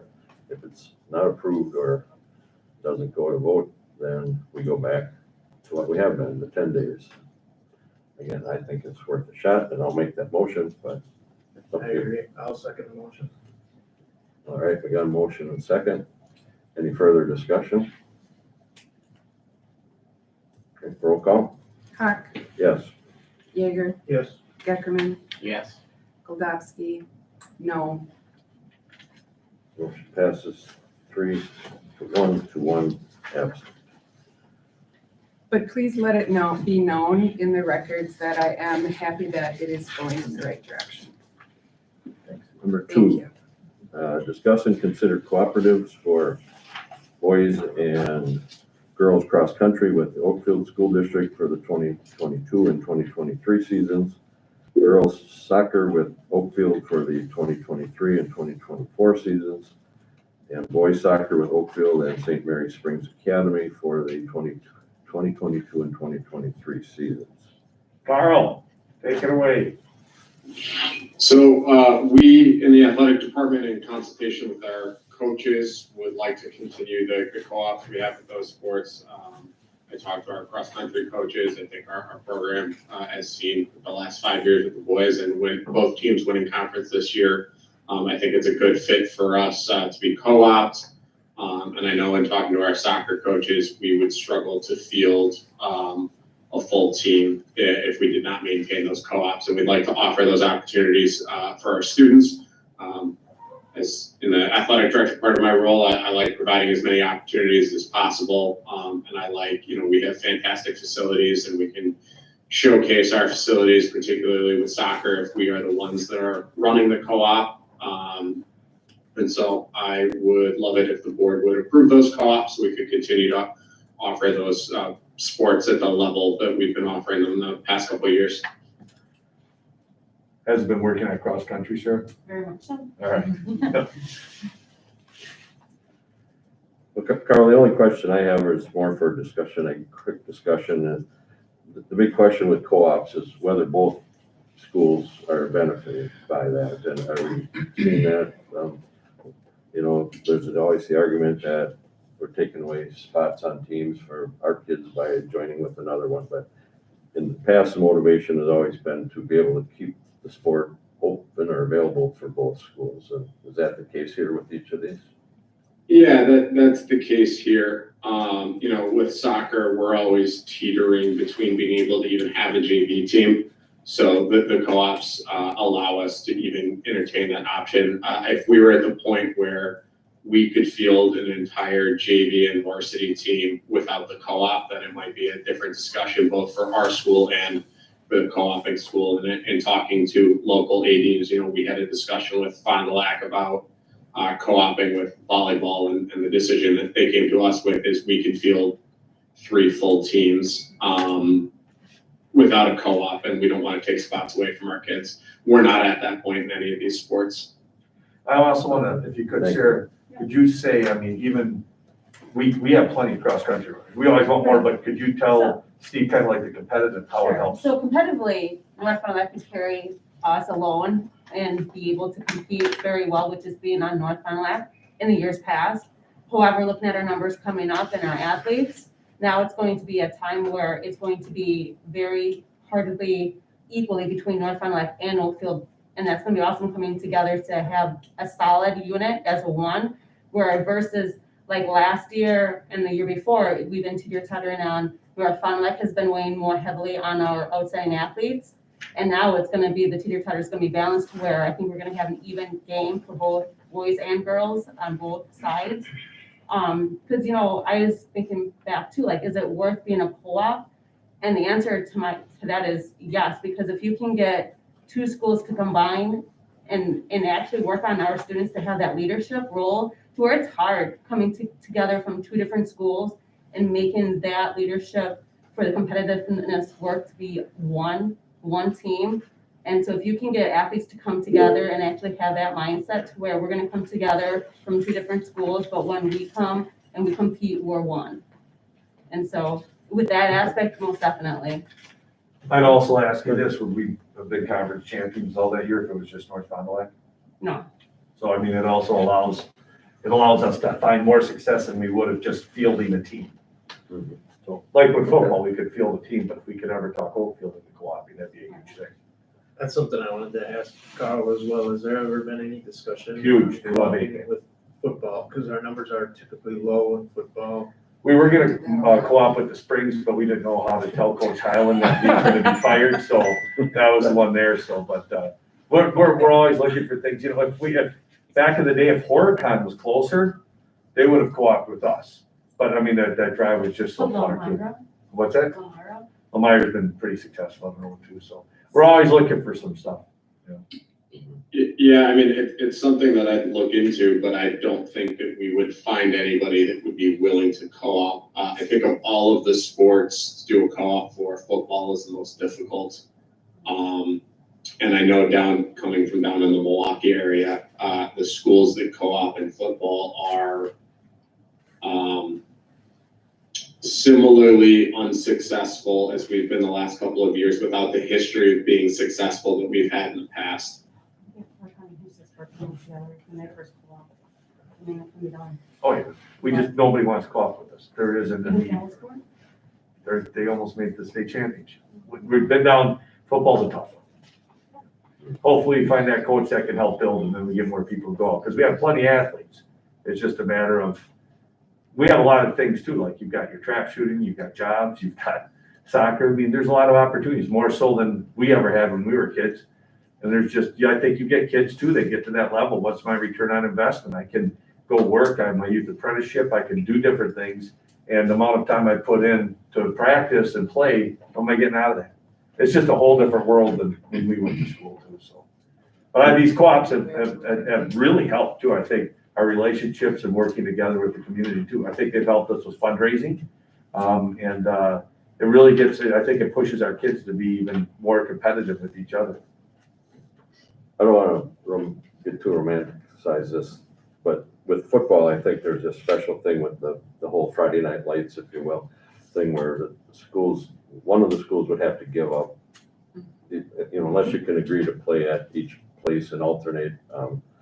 That's a big community gathering thing and a prideful thing, and Oakville, which would be the most logical, I guess, has been pretty successful with their 9-man program, so I can see why they don't want to entertain the thought either. We will knock down every wall we possibly can to help out. I mean, we're gonna co-op with Fond du Lac for swimming. We gotta make sure we get that on there, even if we throw 1 or 2 swimmers on the team. We have a hockey player playing at Fond du Lac right now, so we have a lot of opportunities for kids. 2 of them? Yeah. 1, yeah, thanks. All right. One boy, one girl. Gotcha. Okay. There's nothing else in, I'll entertain a motion to approve the co-ops as listed. So moved. Okay. Is there a second? I'll second that. Okay. Any further discussion? All right, then when you're ready, roll call? Goldowski, yes. Geckerman, Yes. Hack, Yes. Jaeger. Yes. All right. Item 3, discuss and consider early graduation requests. These are Samantha. Thanks for videoing on. So I had asked the board, this one came in after the December board meeting, and I gave the information. This kind of technically happened, so we just need to get your official blessing. Sam, you want to just talk a little bit about Emily? Sure, and I just put for you, and it's in your email as well, but great news that our team Kama for Incubator won their pitch tonight. Hey! Northeast, and yeah, young entrepreneur competition. So now they go to the state level in Milwaukee, and that group will have a chance to win $10,000. So We got a Geckerman on that team. There's a Geckerman on that team. My daughter's on that. Proud so. dad here. Thank you for letting me know. And, yeah, Aiden, Lily, and Sammy, so that's awesome. So good for them. So Kurt sent an email to staff and to board and Matt about it, so. Awesome. Yay. Yes, really early graduation, sorry, sometimes it's hard to keep track of everybody and Jenny out, Jenny is back with us, today officially, but we had one other student, oh, that's right, sorry, I'm not gonna say names, we were not saying names, but I think you have the information, and she has met graduation requirements and completed her plan, and I shared that with Mr. Zeta. You can say Emily Badness. We just don't send the whole essay to them, but you can say Emily. Okay, all right. I didn't think we were.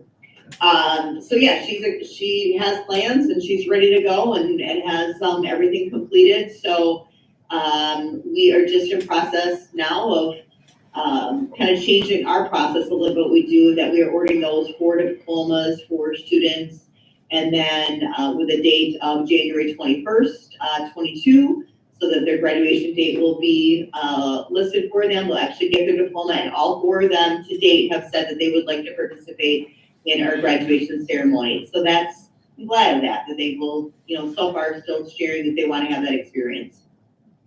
And I want to just a big shout out to you, Samantha, and your group. That's been a huge switch and change, and it's helped out some kids. And I think about Alaska when she was the one who came, and it's been a great thing. So thanks for helping support that and helping those kids.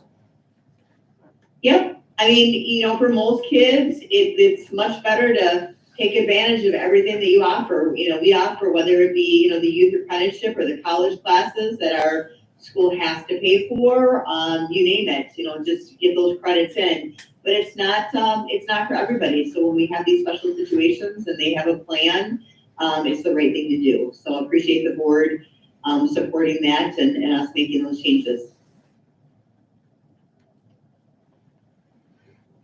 All right.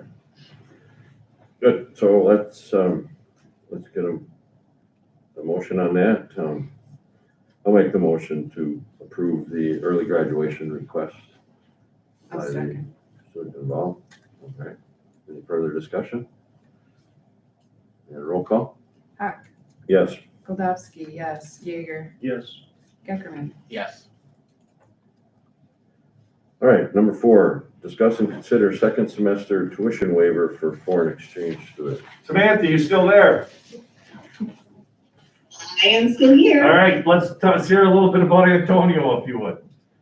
So, Steve, don't laugh, all right? But I got a phone call, what day was it, Aaron? Thursday? Yes, yeah, probably. Okay, Thursday-ish, from Calla, sharing that she had a family that, would like to take on a student for, second semester. And I was like, well, second semester starts Monday.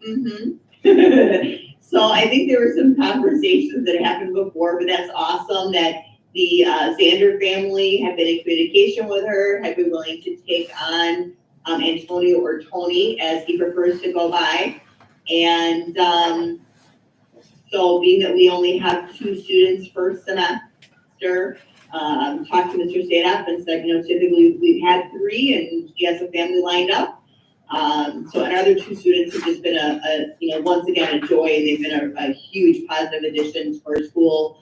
So Tony, I got the approval from Mr. Sadaf that we would request from the school board, and she had a flight on hold for him over the weekend, and he actually came this morning in with Mrs. Zander and spoke with Jenny Stahl about, as long as he was approved tonight, getting a schedule and everything set up for him.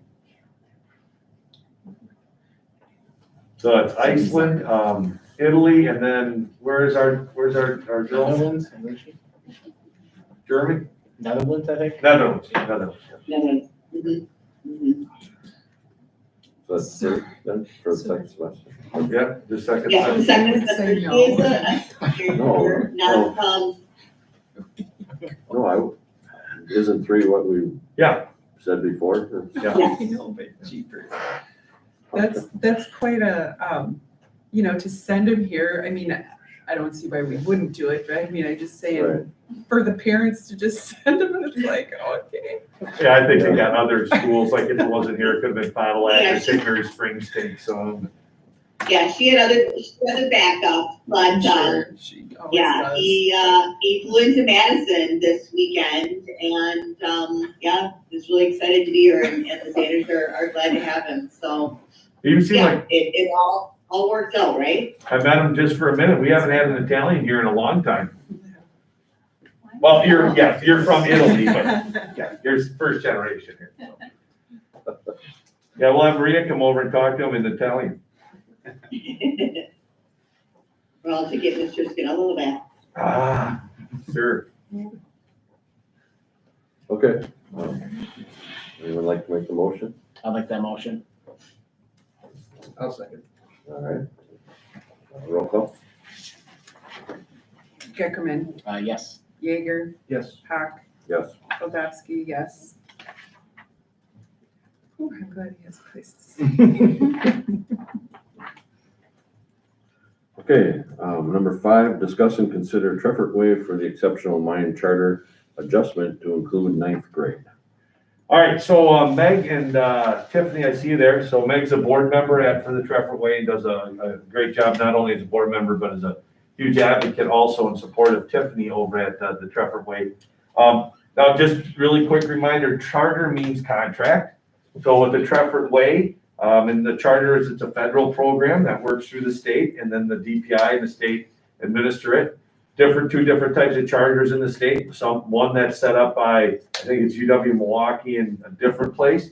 We don't have charters like in Michigan where you could just put a shingle up and go. The other charter, which is the most popular, is an authorization. So that means that a school district goes to a company, this company then makes this contract, and then they set up their charter school. And then we stay off, when you're an authorizer, so the Treffert Way, all the Treffert Way employees are our employees, HR, all that kind of stuff, but they have autonomy, they can do things different, and that's what the charter school is all about. So they're up to 8th grade right now. Last year we added 8th grade.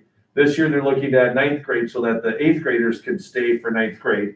They won't increase the number there of students that are at the Treffert Way. They'll just add, I think maybe it's 4 or something, you add to the kindergarten, wherever that is.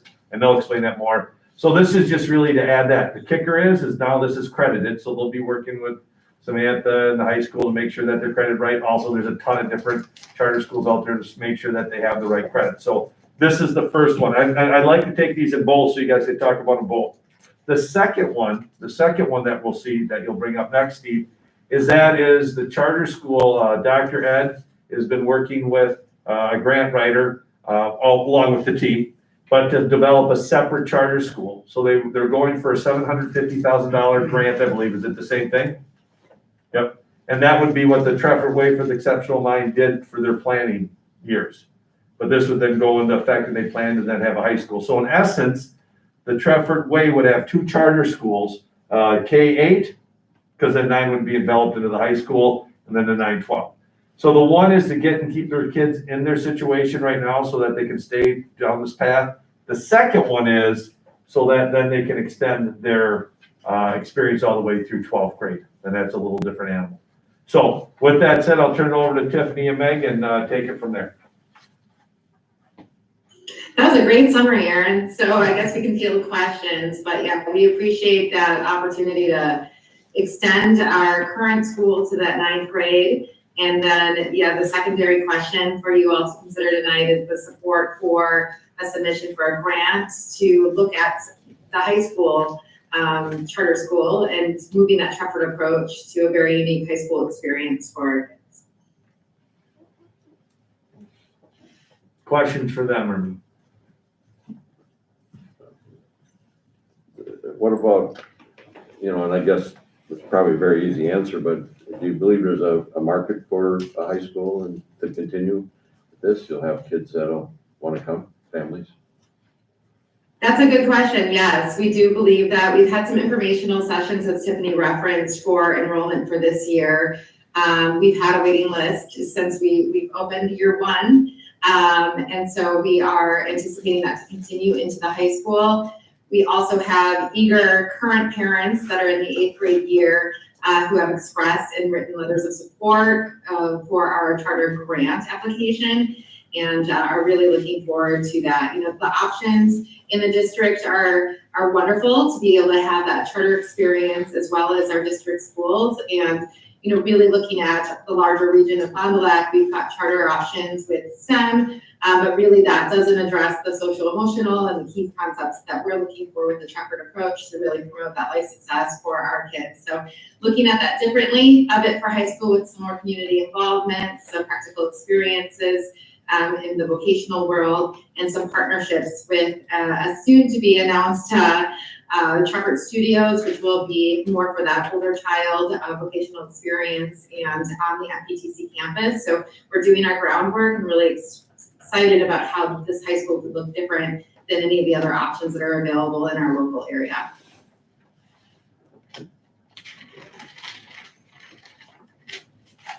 Yeah.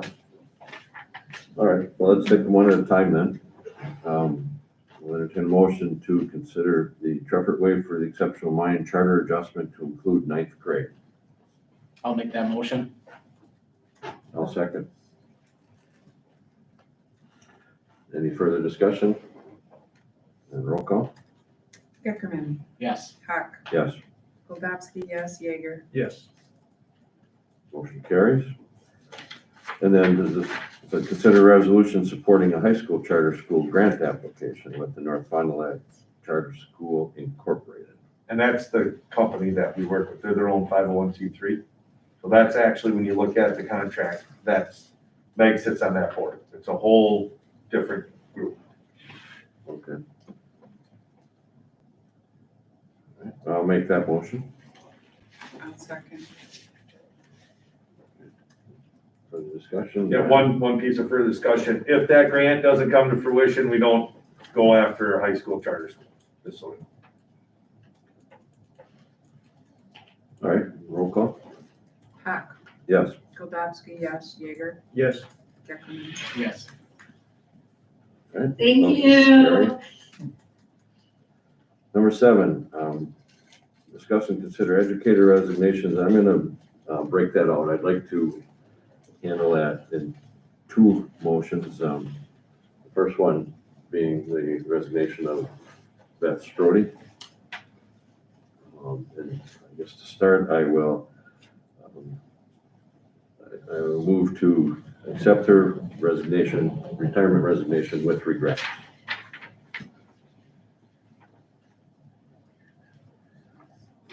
Is there a second? I'll second that motion. All right. Before we go in there, do you want to give any background or? Yeah, so I'll pass this around. This is from Beth. Beth is amazing. But she's great. She takes on very challenging kids. She's a trailblazer starting programs. She's fun to be around. She's a great teammate. And I'm really excited for her to be able to retire, to enjoy her family. She's not going to retire, not do anything. She's going to do a lot of things. And I think Beth she's a very, very strong teacher with some very difficult students. But what she really does great is that family connection too. And we're going to miss her. And then I'll just pass around there. Back. Thank you.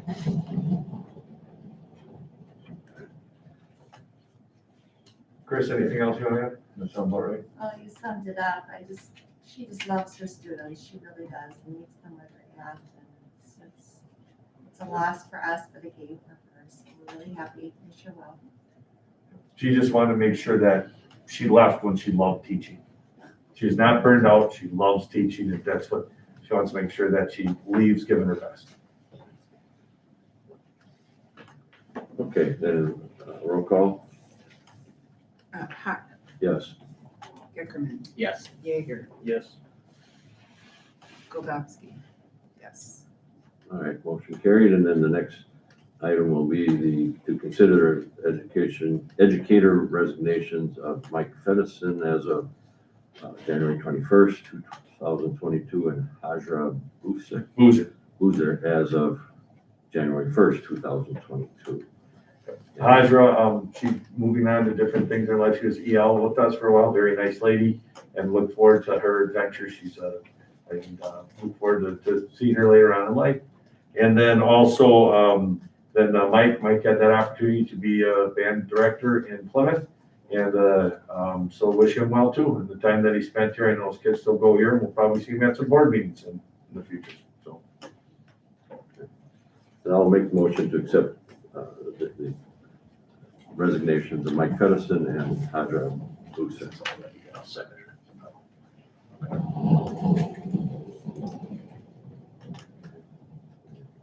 Sorry to give you more paperwork, but if No, you're I got it. ready to roll it. Yep. Roll call.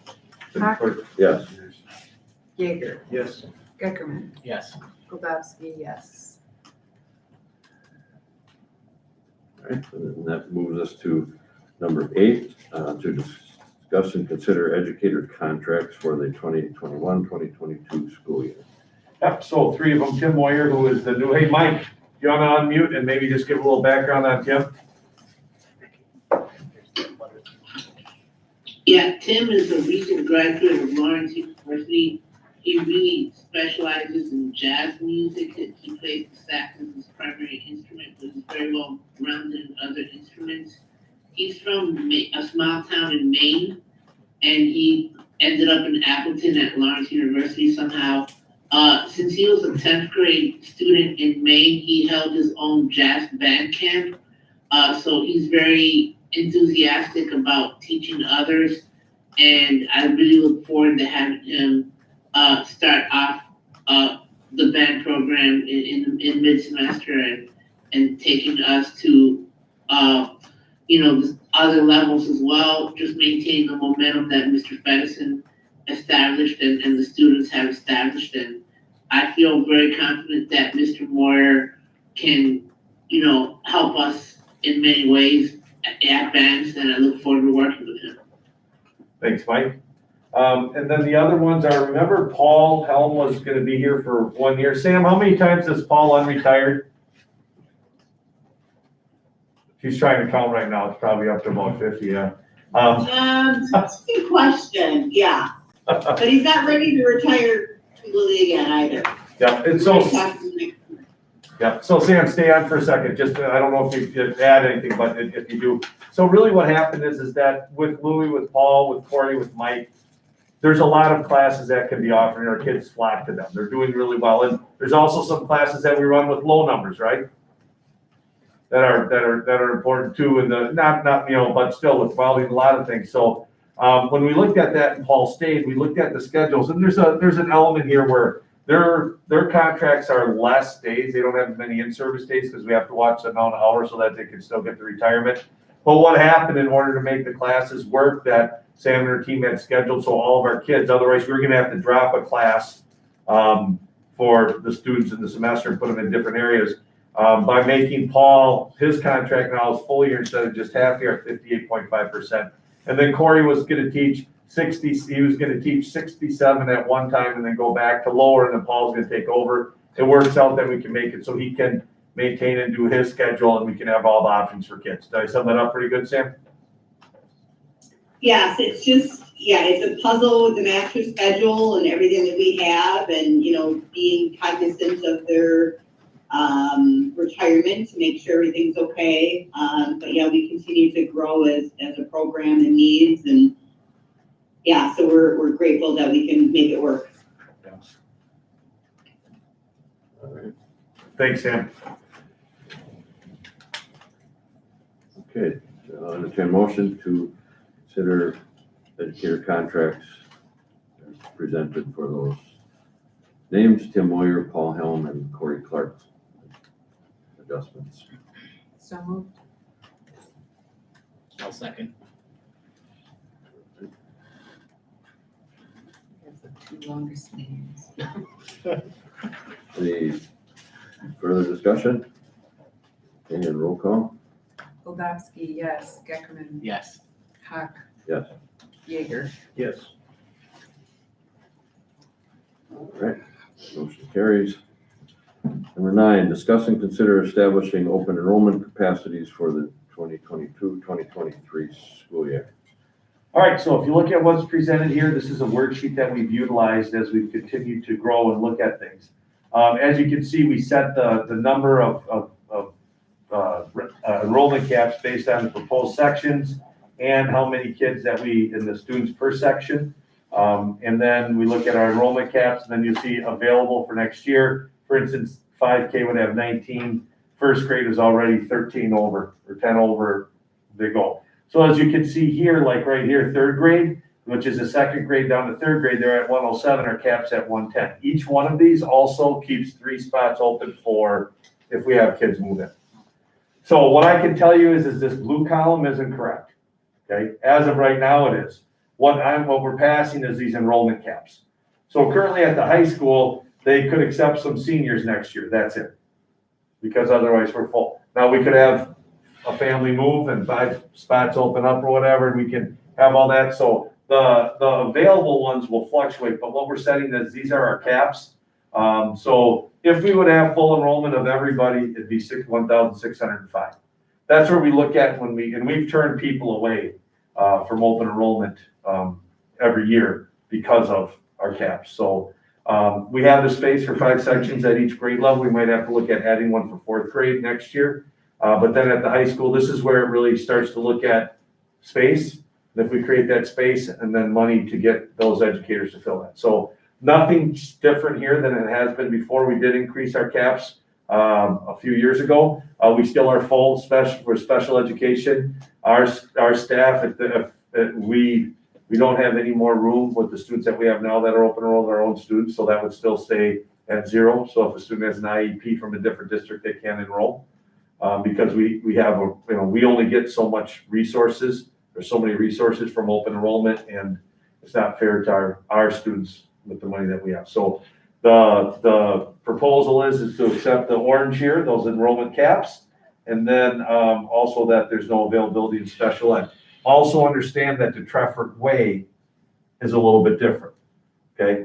So the Trefford Way, they have open enrollment in different areas depending on what they have, but then they have to be accepted in the they have to be accepted by the school district first before then they're accepted there. But their open enrollment's a little bit different. It doesn't impact us or anything like that funding wise.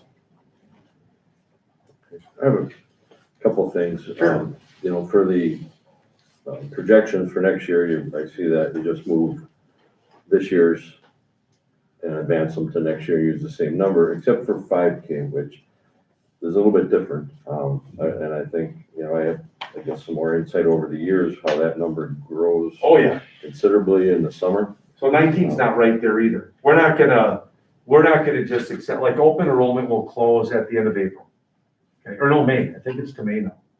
But when that maybe it's April, end of April. When that closes, we're gonna have kindergarten sign up and things like that. So we're not gonna just accept 19 open enrollment. It's just, that's an error thing, because we have some families that don't go to 4K and then they'll come to 5K. So that, like I said, that right side isn't, like, right now, we don't have 19 openings in 5K. That's right now if we just took what we have. We know that we'll have more people. And I understand, I guess my thought was more of being careful about it because of that. It's different for 5K than all the other grades above it. Because, the 4Ks are spread out sometimes in Fond du Lac in different programs, so. Definitely. And then the other thing that kind of caught my eye when we're talking about building capacity and things, that, it looks like for high school, just a +6, and especially the middle school dropping 33 students, which those, over the next 3 years, that number will move into the high school. So are we gonna grow, or are we gonna? We're gonna grow. Stabilize, or? We have the St. Paul. If you can look at here, so Steve, if you go like from 2020, 21 in the back, we have seen a consistent growth. Middle school, it's a different animal too, because we sometimes see the St. Paul kids come. We've had some St. Mary Springs come. We see families waiting for that move. With Bessie Allen, those numbers, I bet if we looked at them now, they're gonna be up. I know they got more students now at Bessie Allen today, so this is a definite inaccurate science. But we definitely know that we need more space, and that with these numbers going to the high school, we will have additional high schoolers all the time. That's the way it's been.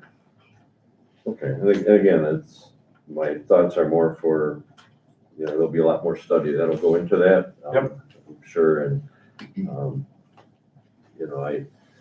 my feelings. I'm very proud of the fact over the years that we've never gone to the operational, right, which we're talking right now about space, but, and we've always said that's probably gonna happen someday, but when it happens, I wanted to make sure we have to do it. An operational referendum really doesn't have to do with open enrollment. It has more to do with costs increasing than what our revenues coming in will. And when you have increasing enrollment of those FTE, I mean, we have, how many more FTE do we have this year than we had last year? I think there was, well, we're seeing an increase of people living in our community too. We're seeing a growth in different areas. So there's a lot of different elements, but the operational referendum, as we lay it out and look at it, will also be when we look at competitive pay. Will also be when we look at, what programs we have, like Samantha said, when you look at the course handbook, we have so many offerings for our kids, for our school district, our size, that, if we continue down and offer a 5 or a 10 person class at the high school, and we say, no, we can't afford that, then there goes that opportunity for those 5 to 10 kids that might be a special niche in how that works. So there's the operational referendum has a lot more to do with staffing and opportunities and cost increasing more than, like with our state, we didn't get any new money this year. So spendable money. So if that, and so the message was, well, just wait, we'll help you out in 2 years. Who knows what the whole government could change by then. So my thought process is we always come in or not always, but we come in at a deficit. And we, like right now, if we look at our interventionists and we look at our interventionists at both levels, that could be a game changer too. And if we see that and we don't currently have the money because of what we're doing currently with our staff and we like class size numbers, then we'd have to, where would we get that? So there's a lot of different elements. It's about enhancing. The goal would be with these referendums is that they'd have a very minimal impact on the current mill rate. And those are different things that we have done from a strategic standpoint, because right now our current mill rate, if we didn't over levy to help build our savings and our fund balance for our debt, would be about $7.80. So when we look at the money that we are saving, and then we look at maybe we get more aid, we could see both the operational and a building referendum maybe be close to what we're levying right now. It all just kind of depends, but that operational referendum is more of, if you think about what the ESSER funds are right now, that allow us to do some things, it's about being able to do those things and continually do those things. And one thing that I'm very thoughtful of from the HR standpoint is, it's gonna get harder and harder to keep staff and to recruit staff and to have staff here. And currently, like, we'll just say Nina. Well, you could say Nina's Nina, but they pay $46,000 for a starting teacher, we're at 40. And Nina's gonna have the same openings that we're gonna have every year. And Nina's not that far away from us. You know, and that's gonna, you know, we're gonna, and then Rose and Dale Brandon, they have that $30 million referendum going. I don't know what that's gonna do. Is that gonna cause buzz? And are they gonna then also have opportunities to hire more? I don't know. But just from a thinking ahead standpoint, I'd rather be proactive and look at those things. And the great thing too is, if we go to an operational referendum, we see the need, and the way this district's always run, it's not one of those things, if you don't spend it, you lose it. Like, for instance, Fund 80, we levied, let's just say $100,000 last year. Of that, because of everything, maybe we spent half. So that means we didn't levy as much the next year. So we look at an operational referendum. If it does come to a point where we say we're looking for a $400,000 the one year, a $600,000 the next year, and then $800,000 the next, or something like that, or 800, that would be then, even if we didn't need that, if we didn't utilize that, then we wouldn't levy as much the next year. So there's different nuances, but it gives us an opportunity to, right now, it's like staying above water from a budget standpoint. It's all about what can we cut, how can we get leaner, and we've done a lot of those things already if we want to continue to have these programs. So And that's, Steve, those, we'll use projections. We use the Baird budget model, and we'll work with Baird to create those projections. So they won't be numbers that are pulled out of the air. There will actually be data that will support what our need is. No, that's good, and I, like I said, unless the whole state school finance system changes someday, we knew eventually we would have to get to that. It's just that we've been able to do it without it, but if the data's there and it has to be done to continue to, make this district as attractive as it has been, then I'm certainly in favor of that, so. Yeah, CPI is right now projected, if we were a bargaining district, it would be 4.77% for this next contract year. So, and that's not just bargaining wages, I mean, all costs are going up. yeah. So, and like Aaron said, our revenue was zero increase this year, so it's definitely. It's a lot of duct tape. Yeah. And when we start looking at our pay scales, I think we've done a really good job with our hourly wage, but that's, my kid can go to Menards and make $15 and 17 on the weekend, and you have the instructional aid starting at 13. And what roles they have, I mean, we're gonna have, there's just gonna be the market, we're gonna see less and less people in a market, and with educators too, and administrators. I mean, there's a lot of jobs that are open, and how can we continue to be competitive and have people know, one of the things we're gonna be looking at with educator salary schedule is predictability. People wanna know back in the day, if I work really hard and I do what I'm supposed to do, I should be making X in this many years. Right now, we don't have that predictability because we don't know what our budget's gonna be and how much money we're gonna have. So there's all those different things that come into it, and that's gonna be the educational part, where an operational referendum isn't about not spending money well, it's about being in these situations, and like I've said before, nobody in the state is gonna be sad for us because we have a growing population of students. And the way the funding mechanism goes, when you have a growing population of students, you don't get the money for all those students until for 3 years it gets realized. And that's just the way it is. So it's an interesting time, but the whole idea is to be fiscally responsible, and with the strategy and the way that we've done things, to have a minimal impact on the taxpayer. All right, good, and let's have a motion to establish the open enrollment capacity for the 2022-2023 school year as proposed. And this is the caps, the column, right? Correct. That's Well, the orange. Looking at the caps, orange. Yep. Because like I said, the number available, heck, we could have 0 and then all of a sudden we have 3 because a family moves out. Or we could have 4 right now available and then we have some family that decides they want to come here, they move in. Like we just had I think it's a 7th grader move from Texas. They chose to come here. Interesting, the weather. I'll make a motion to recommend open enrollment caps for the 22-23 school year. Was there a second? I didn't catch. I'll second that motion. Yep. All right, then roll call. Kowalski, yes. Geckman, Yes. Hawk, Yes. Jaeger. Yes. And then item 10, discuss and consider the Horseman High School course description book for 2022-2023. And I just sent you a new link. There it is up.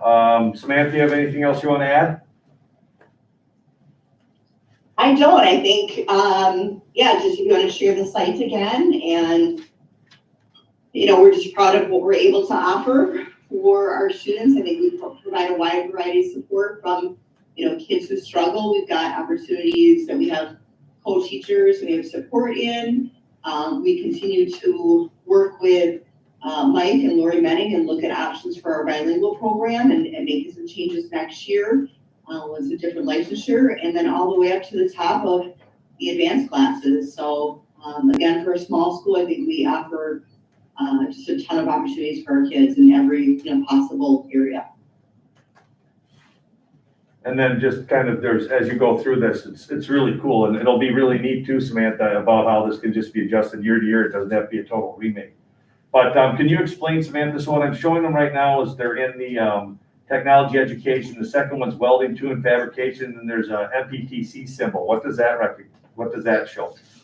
Yep, so when you have an MPTC symbol, that means that it's a dual enrollment course. So for any of our dual enrollment courses, our teachers follow what's required by MPTC. Often high schools typically go above and beyond. And the reasoning is often our classes might be a year compared to MPTC might be a semester. So just some different things there. But yeah, those classes in business, in English, in math, and in tech ed, and in art, we have opportunities for MPTC. We have one of our English classes that is dual enrollment with Foxley Tech, because Krista has that association there. And so it's just a great opportunity for students. We have certificates that our students are also able to earn through DPI. So for example, Stephanie has students who take the Save Serve certification, and that really helps any culinary student. Those are required from a lot of the restaurants that they have to have at least one person that has passed the Serve Safe exam. So that is there. Building and construction has a construction certificate that students are able to earn. So again, it gives our kids that advantage going onto the work site, going into an apprenticeship program, going on to the technical college. For four-year college students, again, the CAP classes, the AP classes, and those will also, of course, help in a tech college as well. But UW Oshkosh is a little bit more specific, and CAP, and then again, those also transfer to many other besides the UW system. The AP exams that kids take, I just think it's really, really well laid out. I'm very proud of what we put out there. Yeah, so it's really like when you see, I have pulled up right now, I have the English, and you can see the Fox Valley Tech, the Marine Park, and then UW Oshkosh. Like if you look at this one, camp composition, it's a half year, but it's 3 college credits. So I mean, there's minimal cost, and students that qualify for free English lunch would help out there too. So it's, I mean, you can leave. My daughter, both my kids left with like 20 credits from UW Oshkosh that then transferred to their university, which is different than getting we do AP, but that's a score, then the colleges can accept it for whatever it is. So you do CAP and you get UW Oshkosh. So, but no, once again, Sam, the more I look at this, it's really well laid out, and it really, I think, shows a lot of great things that our kids can do.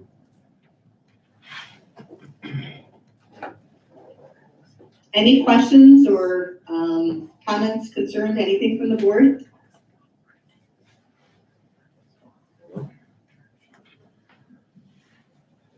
All right.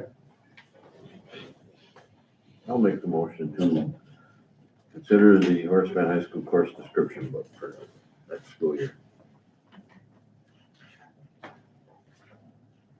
I'll second the motion. Any further discussion? And roll call? Hawk, Yes. Beckerman, Yes. Jaeger, Yes. Goldowski, yes. Motion carried. And next, I'll entertain a motion to move to closed session for purposes of discussing administrator contracts for the 2021, 2022, and 2022, 2023 school years under state statute 19.851C, and to discuss and consider student expulsion in accordance with state statute 19.851AF. I'll make that motion. All right. And roll call? Terry, you second? Yeah.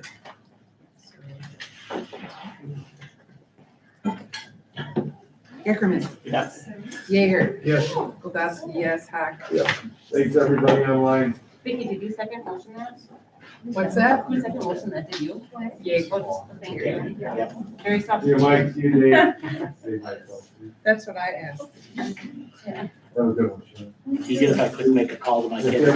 Next question. Sure. I can always take them work. Have a great night. Thanks for sticking around the whole time. Where is that? Excitement. Yeah. What email is that? Thank you all. Good night, everyone. Good night, Adam. Great job, Chris and Leah. Thanks for being here. Great work. I appreciate you That guys. is, you know, some of the agenda item where he writes the background. Yeah, the board packet. It's a click here button. Vicky, we'll be in touch with health and wellness. Yeah, good. Awesome. I know. Hey, good to see you. When are you gonna have a track meeting? Huh? So when are you gonna have a track? Yeah. Right? Are you gonna come every month? I heard Well, Aaron's like, when I said, he's like, I thought you were virtual. I'm like, you didn't tell me to, so here I am. So it's easier for me to hear. Yeah, I was gonna say it must be. A lot easier. At home, it's especially like at the end, when we're still making the final. And people are leaving and talking. I don't like being here, so it's nice. How do you get, what my mom used to do this? All right, Oriole Nation signing off. Have a good one, everybody. You Well- might wanna mention that. But see, it helps because when I coach then, when I have to leave early, I just